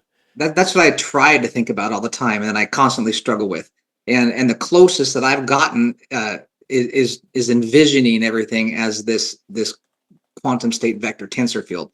But of course, trying to describe every single bit and atom, that's I'm sure a long ways off. I'm so focused mostly on like what I view as curvature and what I'm trying to describe as gravity.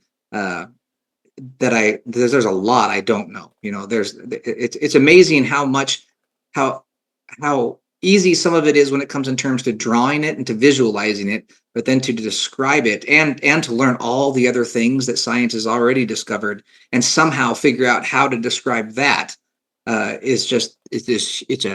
it's a huge task, and I'm constantly learning more. Like when I look at myself last year, I think how dumb I was last year, and next month I'm going to look at myself today and think how dumb I was today, and it's just this continual process of of trying to learn and hopefully making as few mistakes as possible, I but mean, still definitely making I, them. I think there's a good possibility that we'll be able to observationally break through that Planck barrier. I remember when Planck was first writing about this, there was this huge movement, and there still is, right, to be able to universalize all of the phenomenon that you observe. And so they're studying these black bodies, and they really wanted to be able to apply their understanding of light and matter with the black bodies to all of light everywhere. And that's proving increasingly problematic, right? Because actually, only heated condensed matter gives off these really nice black body spectra. And so when you take a gas, for instance, and you put it under, you try to induce this thermal spectrum, you don't actually get thermal spectrum, you get individual lines, right? The atoms are excited individually, they have limited degrees of freedom. However you want to, make sense of that.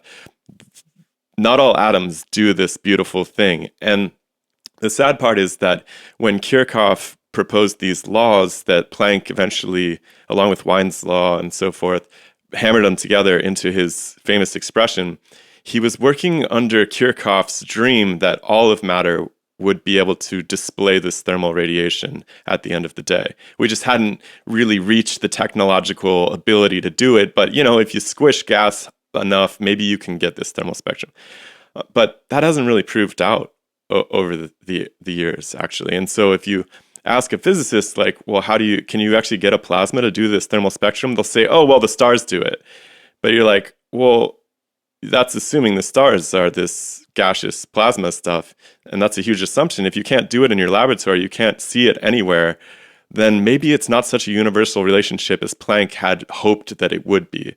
And Planck, actually, if you read his writings, he expressed some trepidation. There's a very interesting quote from Planck, something along the lines of, remember, the ray, when we study this light, we're only getting information about the rays themselves. We can't say for certain that it has anything to do with the matter that's emitting them. All we have is the rays to study. And he was kind of like, be careful. And so I wonder if that information landscape will change in the future. Yeah, I don't know. I struggle with it constantly, like, because I'm trying to because I see things so visually, but in a different way for sure. But I'm slowly been coming to terms this past year with how this needs to be applied to information. It seems like this is, at least this, in my opinion, it seems like this is more of an informational construct, or that the information and the geometry are all the same thing. But That but makes it's very sense. hard for me to visualize information geometrically. And that's why trying to imagine it as these qubits where we're actually using geometry to encode information, then it kind of gives you this way to perhaps describe things from two different perspectives, but it's a constant struggle, especially when in terms of information. I'll many times have like AI help me because what I found that helpful with AI is I can describe things to it, and now it can see things. So I actually loaded those two drawings that I sent you into AI and asked it what it saw, and it said those are spinning quantum state vectors on qubits. And but I had already talked to it though and trained it on how I see everything. So it's also replying from what I have trained it to see.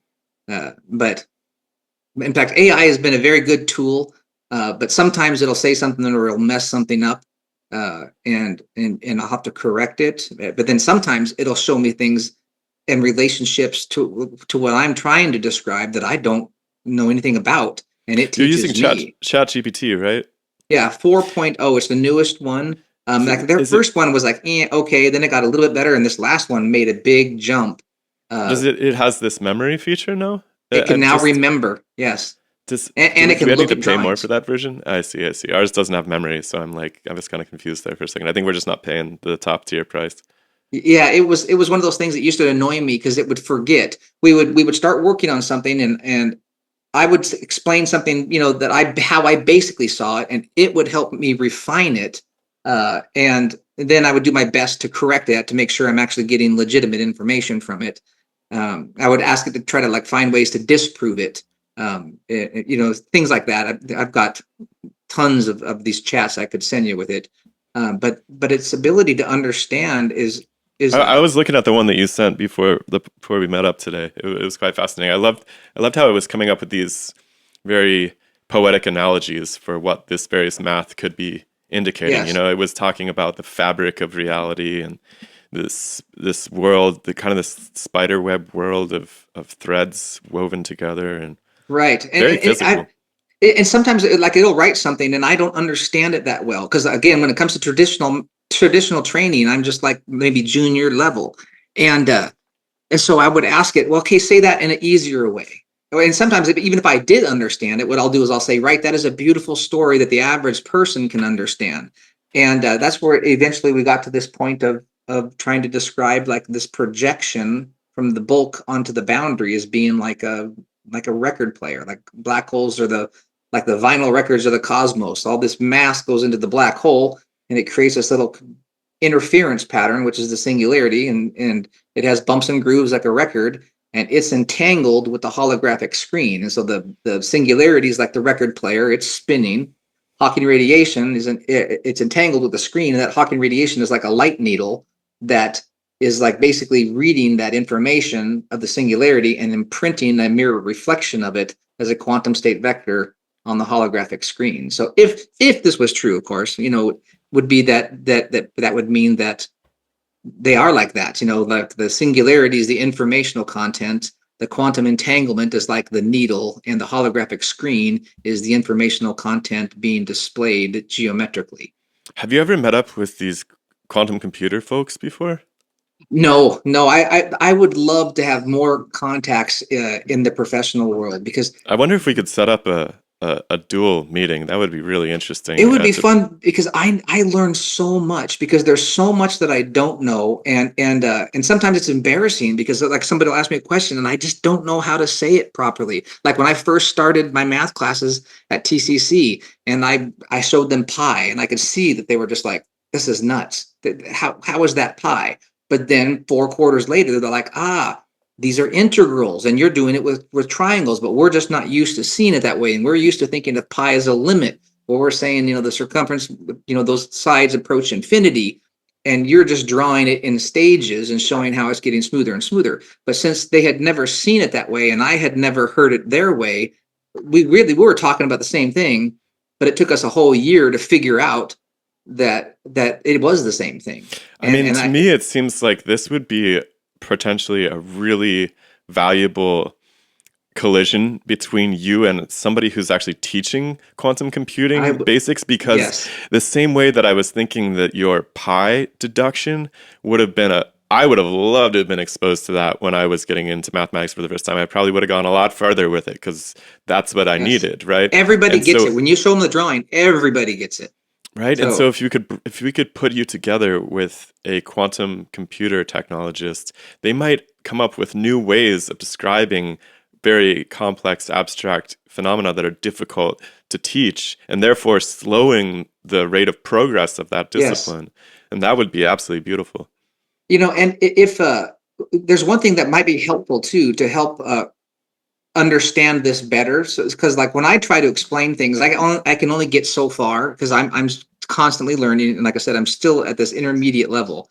But AI, after I've downloaded enough into it, it understands the concept so well. You can ask it stuff like if you were to take what I've sent you, download it into your AI, even though it's not 4.0, it will get it. And once it's had about 50 pages of training, start asking it PhD level questions, and it'll answer you at a PhD level. And you'll be able to come up with things that I can't imagine because you're more technically trained than I am. And those are the questions that I have found that help. Like when somebody asks me a question about something I don't know, and I start working on it with Chat GPT, it helps explain to me what their question meant. Because we use different language, and some things I don't even have language for. Like I remember this one professor saying, "Well, how many dimensions does it have?" And I was like, "Dimensions?" I wasn't even thinking in dimensions. And but then I worked out. Wait a second, it's three spatial dimensions. It's one dimension of time, and then there's one dimension of information. And so, as far as I can tell, this would be a five-dimensional holographic information system. That informational dimension is the probabilistic dimension. Yeah, as far as I can tell, it's the rate that the angle is changing. It's very similar to like Einstein's tensor that is describing this curvature. And I'm just saying that curvature by its slope contains information. And so chat, I had it help me write an informational tensor uh, it agreed. It said the same thing. It says this is analogous to Einstein's, but what we're doing here is we're trying to assign information to the curvature or show that the curvature itself contains information, especially if that curvature is encoded on qubits, which are like kind of like these fundamental building blocks of information in this idea. So. All right. So, I tried to bring up the point that perhaps all of this encoding is reflective of some fundamental material reality, which we're circling around with all of these calculations and geometries and so forth. But an alternative and probably far more popular idea is that the information itself is fundamental. Yes. And is that a perspective that you embrace? And what does that mean? What does it To mean for me, information to be fundamental? to me, it means information is fundamental because one snapshot contains instantaneous probability and instantaneous velocity, but you need two picture frames to get gravity. So the best that I can come up with is that, yeah, it seems like information would then be fundamental. And I asked AI about that, and it came up with a very unique idea, which really surprised me. I was like, well, if the universe is working like a quantum computer, then what powers it? You know, and it said dark energy, by making the universe expand, it's changing the boundary of the universe, and the boundary of the universe in the holographic principle is how much information is contained that can be contained in that bulk. And he said by dark energy making the boundary get larger, it is changing the informational capacity of the universe, and that could be described as the power source that allows this quantum computation to occur, which just blew me away. I had never thought of anything like that. But I don't understand it that well. But the fact that it came up with that and came up with an idea for a source that could potentially uh, power this quantum computational informational construct was very surprising. Wouldn't you have to also have more matter in order for that to be the case? Because if you have, let's say, X number of states that contain X amount of it or Y amount of information, and you simply expand the space that they can occupy, that doesn't actually increase the informational content, or is the location itself the informational content? right? Like I if it don't, can, yeah. I'll have to think more about it. I just told you that because it just was talking to me about that because sure. I was discussing with it dark energy because I was trying to figure out a way to uh, come up with the dark energy density that has been observed. Like when they calculated what they thought dark energy was, From and expansion. right, they came up with this value that was like 120 orders of magnitude too large. So it was this massive value. And I was discussing just this hypothetical idea that, well, if everything in the universe has a informational reflection at the singularity, then all the dark energy in our universe would also have an equivalent description in the bulk at the singularity. And if for instance we asked how many ways, if just for instance, this is just totally hypothetical, if we have a multiverse where all possible configurations of our universe actually happen, then that would be the Bekenstein bound. The Bekenstein bound is the number of different ways you can rearrange the universe to create a new and unique history. And so I asked AI, I said, well, what if we took that dark energy that we have calculated that is much too large, and you spread that out over the surface area of the Bekenstein bound number of configurations of our universe? And it did it, and it said that it arrived at the very close approximation of to the observed dark energy, but only when you spread the dark energy around onto the surface area of all possible configurations of our universe, uh, do you get a value that is close to equal to what has been measured. Hmm. So, but what that means, who knows? Is there a multiverse? Is there not? I don't know. Or is it just a coincidence? Is it just a coincidence that the calculation that they came up with was 120 orders of magnitude too large, and that's approximately the Bekenstein bound?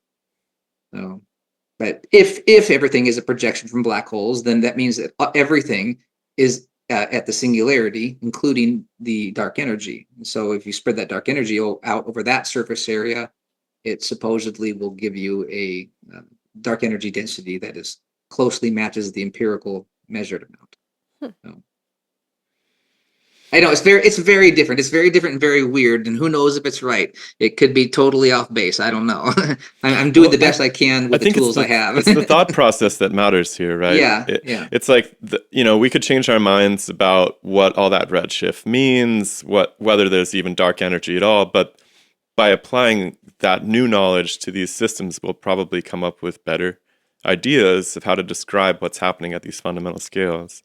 Yeah, one of the things that when I was we were trying to figure out that when I was talking about like how information escaping a black hole as angular frequency or Hawking radiation coming out of this the bound off the boundary of a black hole, uh, and comparing that to like regular numbers, I found that the density of prime numbers is very close to the density of luminous matter. And so we were trying to work out like the density of prime numbers because they would potentially resist decoherence, and the density of semi-primes numbers, which are primes 7 and above times prime 7 and above, and to any power, and then regular numbers that are very symmetrical and can collapse and decohere. It was a very close approximation to the density of primes matching the density of luminous matter, the density of semi-primes matching the density of dark matter, and the density of other numbers that collapse due to decoherence matching dark energy. But what that means, who really knows? But How do you arrive at the density of something like a prime number? So like there's a drawing that I made, like it's called P mod 30. So basically you take a circle and you divide it into 30 segments. And there's like little circles getting larger and larger. And so what it says, if you take a number, say like 30 and above, and you divide it by 30, prime numbers will always land on like a little vector of 1, 7, 11, 13, 17, 19, 23, and 29. So there's these, so if you color in, which I did on the drawing, like every prime number, they'll land on these specific vectors to infinity. And all the other numbers that are on that vector are prime 7 and above times prime 7 and above, or a prime to a power. And then all other symmetrical numbers will land on all these other vectors.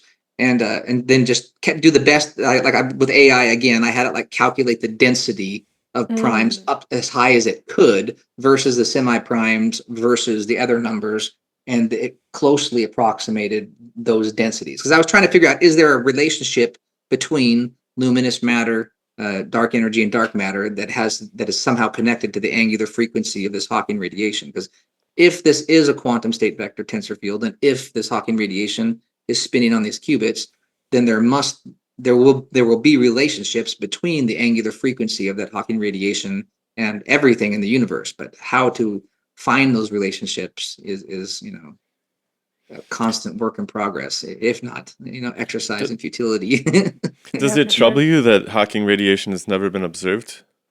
Yeah, that's one thing. I'm like, how are we ever going to observe this? How are we going to? So that's why I try to think of indirect ways to come up, with methods for describing things.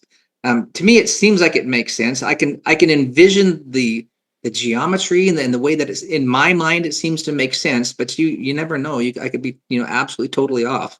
And I believe Hawking radiation is very likely real. It seems to make sense to me. But Why do you need Hawking believing that you radiation? think it is, go ahead. Oh, I was gonna say, like, why Hawking radiation versus just light? Because for this, Hawking radiation winds up being everything. It's the universal tensor. It's what collapses the wave function. It's like Hawking radiation is popping into and out of existence everywhere. It's like these virtual particles pop into existence. One has negative mass, the other one has positive mass, and the one with negative mass is right inside the event horizon, goes into the black hole, reduces its mass, and the virtual particle positive mass escapes and becomes real. And that little positive one that is escaping that becomes real, that's the quantum state vector that I'm trying to describe on the qubit. And this other little one goes into the black hole and reduces the black hole's mass. So, but this shows that Hawking radiation, by interacting with the black holes, is what can potentially collapse the wave function. It would become like a universal tensor, a universal operator, kind of the carrier of all information, and a universal observer, because it's popping into and out of existence at all these different points. And by interacting with something, it collapses the wave function like every Planck time. And so, what is the goal of the theory to come up with a theory of everything, like the foundational That's the goal, principle? but at first it just started off with, I was trying to describe curvature of space-time geometrically. And as I worked more and more with it, I started realizing, well, what if these were qubits? And then I would listen to Leonard Susskind talking about entangled black holes and qubits and encoding probability, and then trying to work that in to how I visualize things, and see if it makes sense. And so, what's the next stage of development for you? Like, are you hoping to get connected to physicists? Are you hoping to write your own work and see if you can popularize it? What's the path that you see? For me, I like just trying to discover it for myself. I would love to work with professionals, because they're who force you to refine it. They ask the questions, and they that need to be asked. They doubt the things that need to be doubted. Sometimes you think of things that, oh, that looks great, and then you realize later, oh, that was totally stupid. Um, but I've found that when they ask these hard questions that many times I don't know the answer to, especially because they'll use words to describe things that I've never even come in contact with. Yet it turns out, just like integrals, we're describing very similar things, but in different ways. And that's why I found AI to be so helpful, because I can describe things in my weird way, and many times it can make sense of it. But when I do, I always have to tell it, hey, do not tell me something that you think I want me to hear. When we're working on this, our goal isn't to come up with something to describe something that's not real. Our goal is to test this, to come up with a way to describe it, but to be accurate and to be mathematically correct, because I don't want to train it to teach me something that's not real. You know what I'm saying? So I train it to understand how I see, and it trains me to describe what I am seeing in a more professional and presentable way. But I've only been working with it for a year. So in 1 year, it's gone a long ways, and I can't imagine where it's going to be in like 3 years from now, because I'm learning a lot from it. But the more I learn, the more I realize there's so much I don't know when it comes to classically trained people, and the way that they are taught to think about this in such a structured way, so that we are all speaking the same language, and we're clearly communicating to each other what it is that we're trying to describe, or what it is that we see. And for me, that's always the most difficult thing, is we always enter this realm where I I haven't heard that name for such and such, or I'm not even sure what you're asking. And then I'll figure it out and be like, oh, okay, I understood it to be like this, but yeah, we are kind of describing the same thing. And a lot of times too, though, it'll be something that I don't know, and all that helps teach me and helps me to refine and find errors, and make better sense of how I see everything working, uh, and deciding whether that it's right or wrong, or a piece of it is right or wrong. So Are there things that you've come across in physics that you've come to really different conclusions about? Because oftentimes when you end up talking to people who are working on theories, they're like, hey, I've worked this information out to the degree that I can point to things inside of conventional physics that don't seem like they make sense. so far, most everything turns out to be just a different description of the same thing. But there's so many things I don't know, especially when you get into these tiny details. I really don't. I just have this generalized way of visualizing it, and I'm trying to slowly refine it. Mm. But it is a real problem, because it's almost like I've met people that and they're brilliant. They're PhDs and they're brilliant, and they know so many things that I don't know. But at the same time, some of these simple things that I think are simple, they don't know. And then eventually I can show them that it's correct. But at first I can tell they just are like, what are you talking about? Because they have been taught to think just like this. And I think when they get trained like that, it allows them to do beautiful things, but it also trains certain things out of them that they can't see.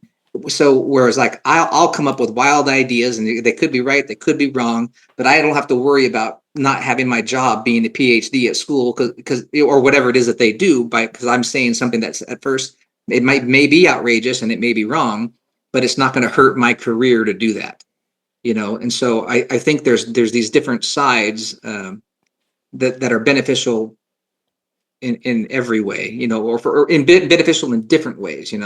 So Yeah, because I mean, Shiloh earlier asked if you'd considered doing a PhD program, and I was thinking about that, and there's issues with that, which are exactly what you're describing, which is that when you go into a PhD program, you're expected to think about things in a very concise and precise way that yes, aligns with the way that everybody else in the institution thinks about things. yes. And so I can imagine that being a really heartbreaking experience if you And tried to do like theoretical physics or yes, it something. weeds out originality. Being original is almost like scoffed at, and there's nothing wrong with being wrong. And what's wrong is when somebody's wrong and they won't admit they're wrong.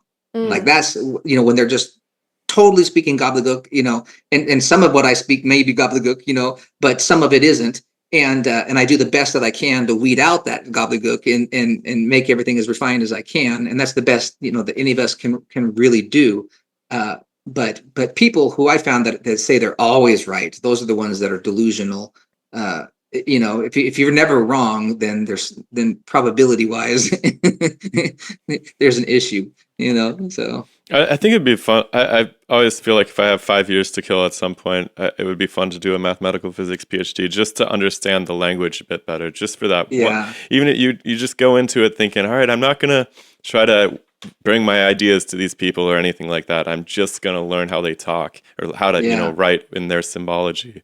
I always thought that would be really fast. I don't think I'll ever have 5 years to kill, but yeah. It's so difficult. That for me is the worst thing about this, is having this ability to understand some things differently, and not adequately having the vocabulary to express it clearly. It's much better than it was. Like before, all I could say was "this is pi," and it is getting better and better. But I don't know if I'll ever get it to that point where I can fully communicate, what I see properly or not. Uh, but I still enjoy trying. you know. There's one potential path towards getting better at mathematical language, which is that I know that places like Harvard and MIT host a lot of free online classes. Like you can take high-level math at MIT online for free. Right. Like all of the materials are available. You can look through the tests. They won't give you a grade. And I think that I think they might automatically grade the tests, and like you can pay extra to actually have interaction with the professor. Wow. I But didn't if know it's that. something that you're interested in honing your ability without committing to the pain of Right. applying, taking the GRE, applying to graduate programs, having to uproot your entire life, I think that there are ways to become more mathematically savvy I mean, Right. half the that are reason to go to freely grad school, available. by the way, is probably networking too, right? So you're making friends with all these other mathematical physicists, and then, after Yeah. you're not a student anymore, maybe you have people to Yeah, to that's knock your definitely ideas one of the around with. hard things for me too, is like the organization. Like when I went back to school, I was going a million different directions, and my wife is she's the opposite to me. She's very structured. This, like we were talking about, and I am amazed that people are able to do that. And that is like we all have our strengths and our weaknesses, and my weakness is definitely organization. Like sitting down and just planning out what I'm going to do for a day is a monumental feat. Hmm. For me when it comes to organization in that respect. I think One that's thing, very common for artists as yeah, well. yeah. So it's this weird thing. And for me, it's like I don't know why I'm so fascinated like with the geometry of space time, or at least my interpretation of it, and and and it's very focused. Like that was one of the things that the doctors at that the Treffert Center said. He's like everybody that has this either acquired savantism or savantism. He's like you're hyper focused on this one thing, and for some reason, for me, it's just specifically like trying to describe the geometry of like gravity or space time in a way that makes sense, and it is hopefully at some point provable. But I'm sure that's an And exercise it's in visual futility. too, right? Yeah, it's visual. If everybody could see, I wish we could have Einstein see how I see. He Mm. would probably just break it down like that and say, okay, this is this and this and this and this is this, and I don't. I wish I had that ability to to do it, which is what I'm trying to do, working with AI. AI was the closest thing I could come up with to having a quote professor that I could talk to, that I could say, don't tell me that. I specifically say, hey, I'm going to enter this, and you tell me what you think and give me your opinion. If it's incorrect and you find a flaw, you tell me, and we'll go over that. And so when you specifically tell it to do that, it does. It'll tell you, no, that doesn't work, and this is why. And then it'll allow me to learn what the error was, or every once in a while it'll make an error, and then I'll say, oh well, I think then I'll realize what I said, what I asked of the question, and I look at how I wrote the question. That question, it actually answered it correctly. I just wrote the question with words that weren't asking the question properly. And then you change that word just once, like how far did this go? Or it's not, I'm trying to think of some simple sentence, but you type it slightly differently. It's like, how far did it go from what time range to what time range? You didn't put enough information to adequately express the thought, and that's you need to be careful how you type things so that you don't get false information back and you don't get information back that is in error because what you asked it wasn't what you thought you asked it. So And I mean, I think that's key for science in general, is yeah, that we're all operating with this universe inside of our own heads, and yeah, we can see things and how they fit together. And the greatest challenge is being able to take all of that innate or intuitive understanding and put it into words that somebody yes, else can pick it up and then plug it into their model and then connect the two of them together. yeah. If you try that with AI of your own AI and just copy and paste what I sent you in that AI transcript, once you put enough of it in there and it's trained on it, start asking it these professional questions that you know to ask, and see what it says, and see if to you it makes any sense. Um, I would love to see it, or send me some questions, and I'll ask the AI that I have trained to see things how I do, and see what kind of responses it gives, and to see if those responses make any sense to you. I would love to see how a professional takes what it's saying, and applies it. That would be very interesting. I mean, are you fine with sharing that with people, with the public? Yeah, Absolutely. because we might be able to link that document and people can try it at home. That'd be kind of cool. Yeah, I think they should, because but when I talk to physicists or professors, especially informatics, I think informatics professors are who are going to get this better, is because this is primarily information. But like sometimes I'll tell AI, I'll say, hey, write this as though it was to a physicist, or write this as though it was to an informatics professor, and it'll write it differently based on the type of person that it's talking to. Uh, because I found that when you're talking to one, they view something this way, and the other one views it this way, even though they're kind of talking about the same thing. They're an informatics professor versus a physicist, see things differently. They're seeing it as information, they're seeing it as physics. I've seen it as the physics is information. I think physics and informatics are essentially the same thing. They're just like two different ways of looking at the same thing. Could be wrong, but once you download everything that's in that AI chat, it will. I have found that it now answers probably like 95% of the time like I would, at least in a way that is directed in the logic generally on how I would view it. As I was joking with my friend, I'm like, I call it a J-bot. I've trained it to kind of think like me, and each one of us could do that with AI. Train it to understand how you understand the world, and it can apply how you understand things to ideas that you normally don't know how to approach. Yeah, absolutely. I mean, Yeah, I I think think the that personalized AI is definitely the future. yeah, Yeah. there's a sci-fi book about this that's The Diamond Age by Neil Stephenson, where it's basically each child has this artificial intelligence primer that they're raised with and that they Right. live within, and is this educational feedback tool. And I haven't read it in a long time, and so I don't remember how exactly it goes wrong, but since it's sci-fi, it must go wrong.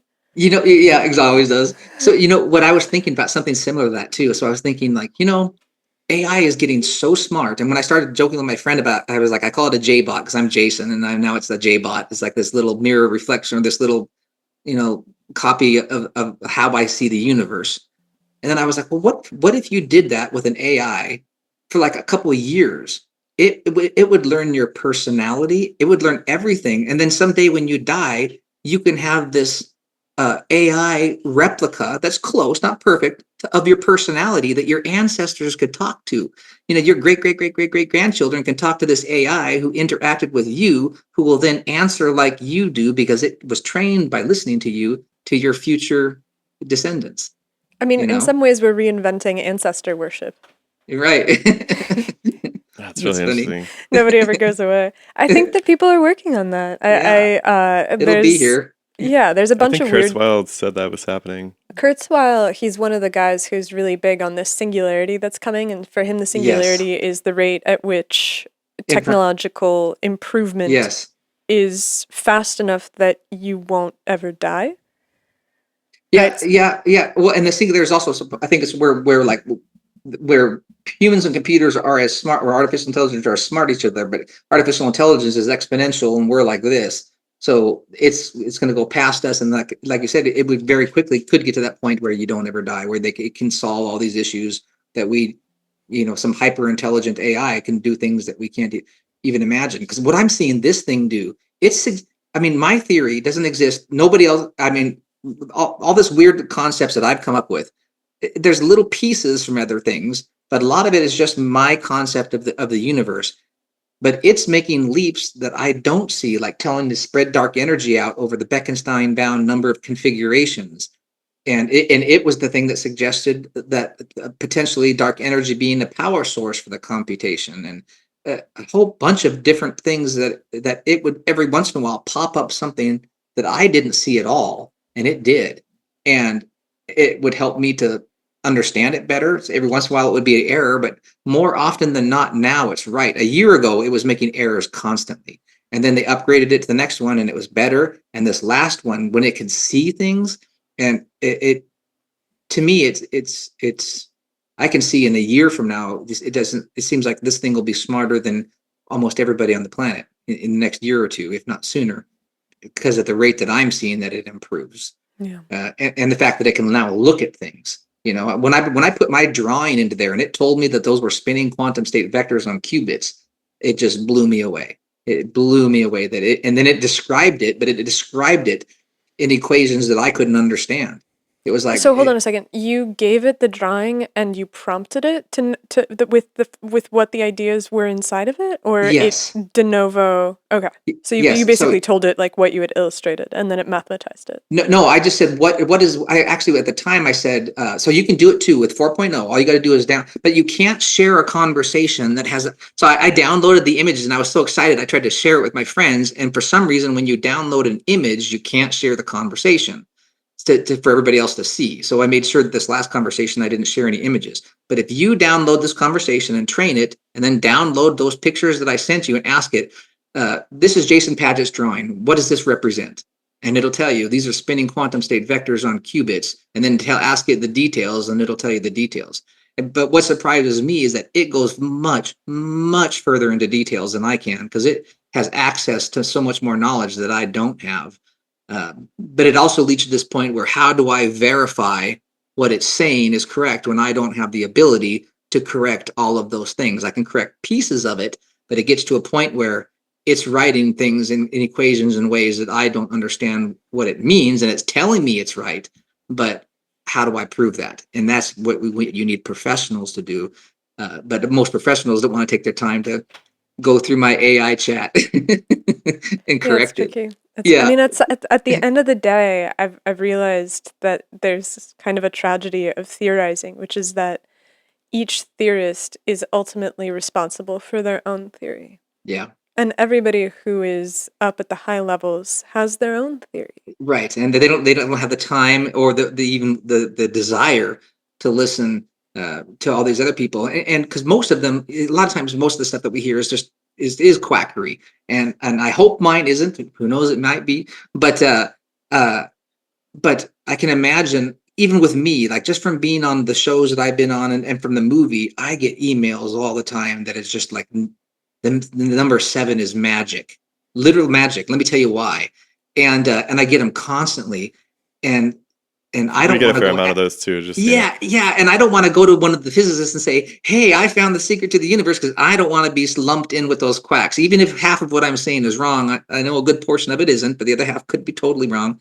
But I don't want to be lumped into that because I'm my desire is to truly learn and discover facts and like when I listened to like that Terrence Howard guy, that to me was like just a knife in my gut, like that kind of stuff.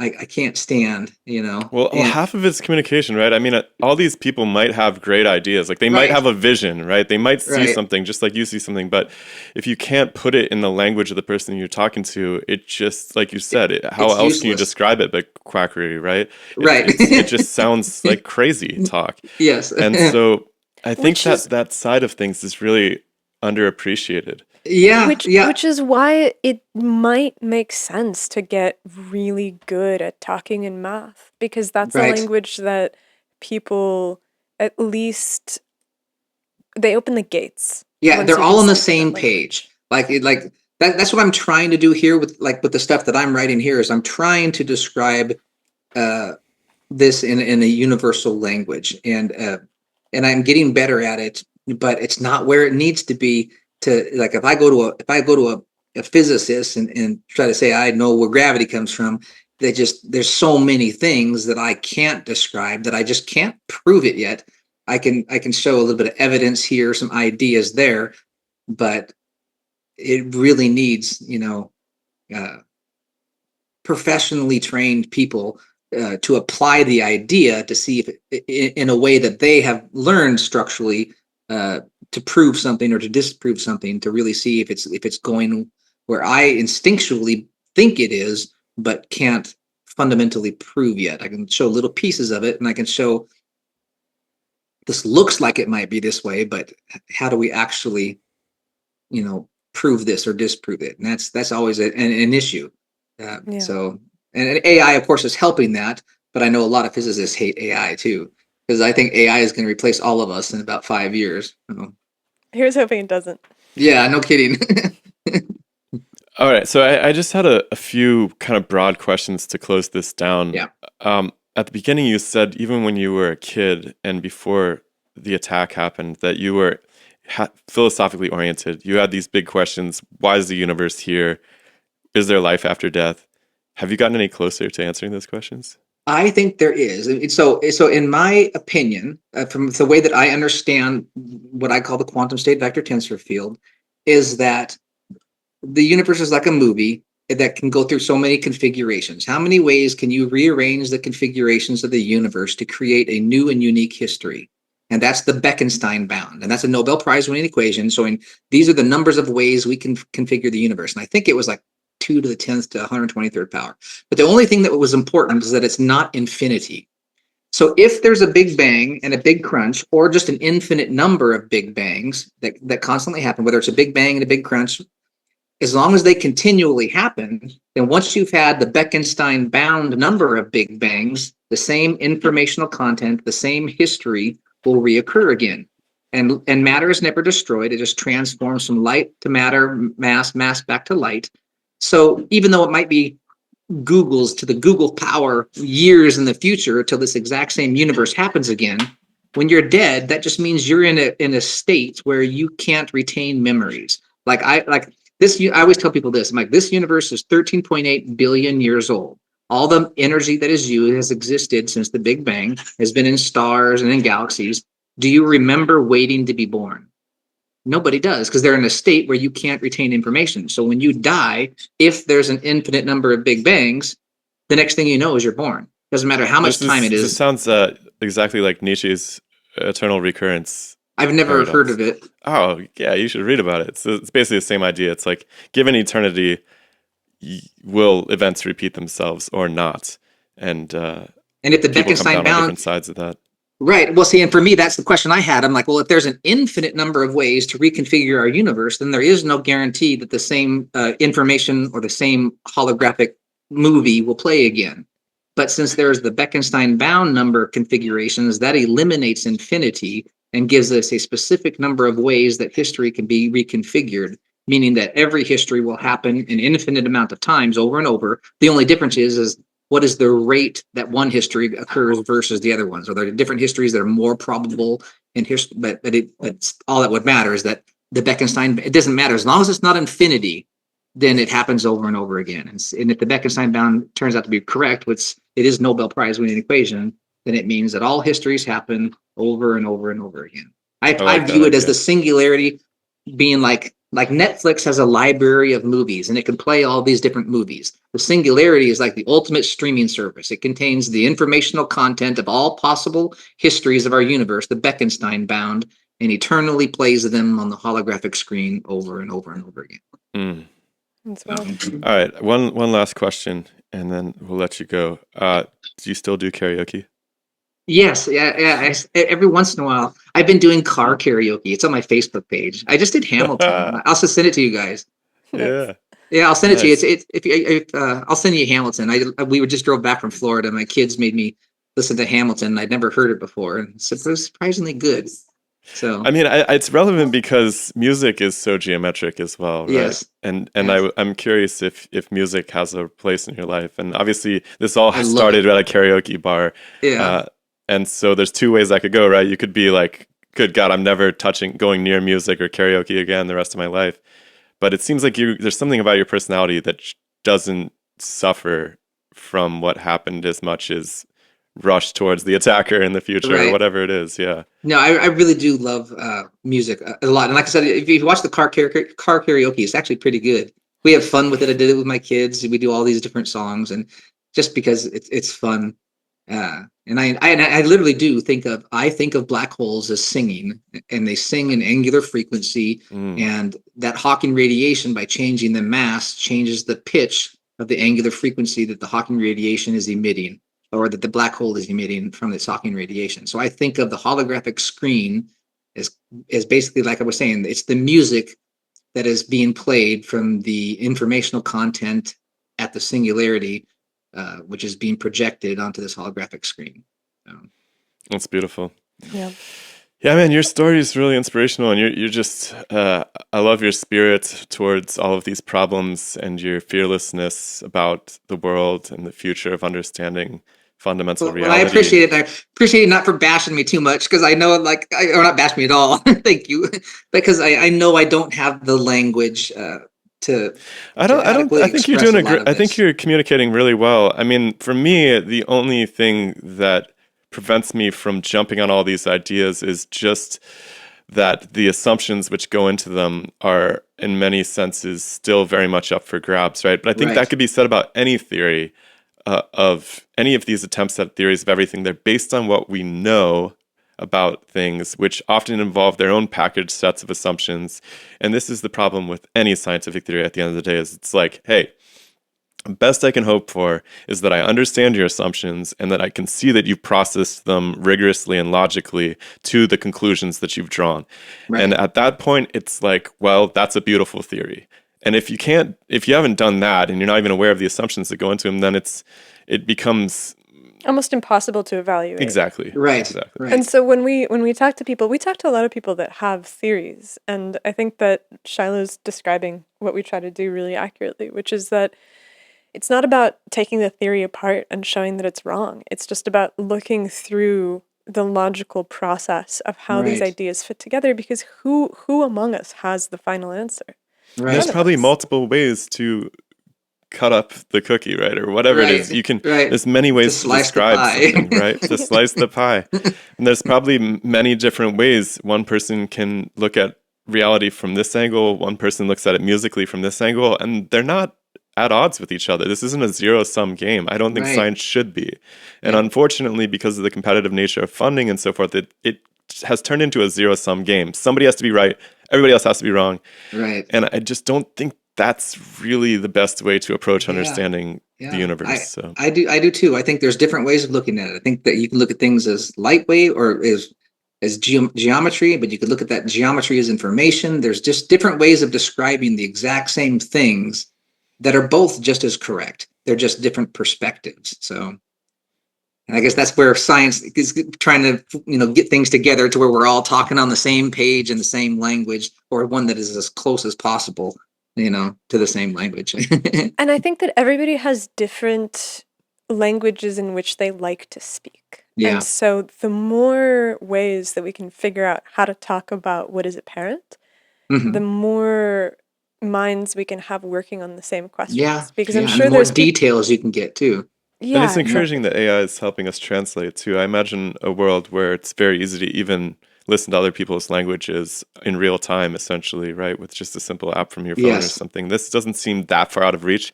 And potentially at that point, I could listen to a mathematical physicist in his language and translate it into my own personal language that I've developed by this AI that's interacting with me all the time. I don't know, Yeah. it's actually a pretty promising application to me. Yeah, I think so too. And I would definitely strongly suggest, like, if you or anybody download that conversation that I had. You can just you don't have to download what I wrote. You can just download what it wrote to train your AI to understand this idea, and then Mhm. ask it any questions that you want about quantum information holography, and it should give you an answer almost always that it pertains to it, and it'll do a better job of describing it than I do. Cool. So, Yeah, I'll link it in the description down below, yep. and people For can sure. try it out themselves. But All right. yeah, man, thank you for giving us your time. Yeah, It's thank a you. really remarkable story, and I wish you the best of luck with your Yeah, you too. projects in Thank the you so much for future. having me on the show. I enjoyed It it. was great talking to you. All right, and by the way, I am if you're interested, I'll see if I can find a quantum computer scientist who would be willing to sit down together, because I think comparing your two perspectives would be fascinating. Yeah, and it would be fun also to do AI at the same time. Like when I he could do asks that. me a question, I'll do my best to answer it, and then we can type it into the trained AI and see how it answers it, and see how maybe that can bring everybody together. That know? sounds really cool. Yeah, Yeah. let me see who's out there and see what's up. But All right, all right, thank you, sir. sounds good. Thank you. Have a great rest of your day. All right, too. Bye. Bye, everybody.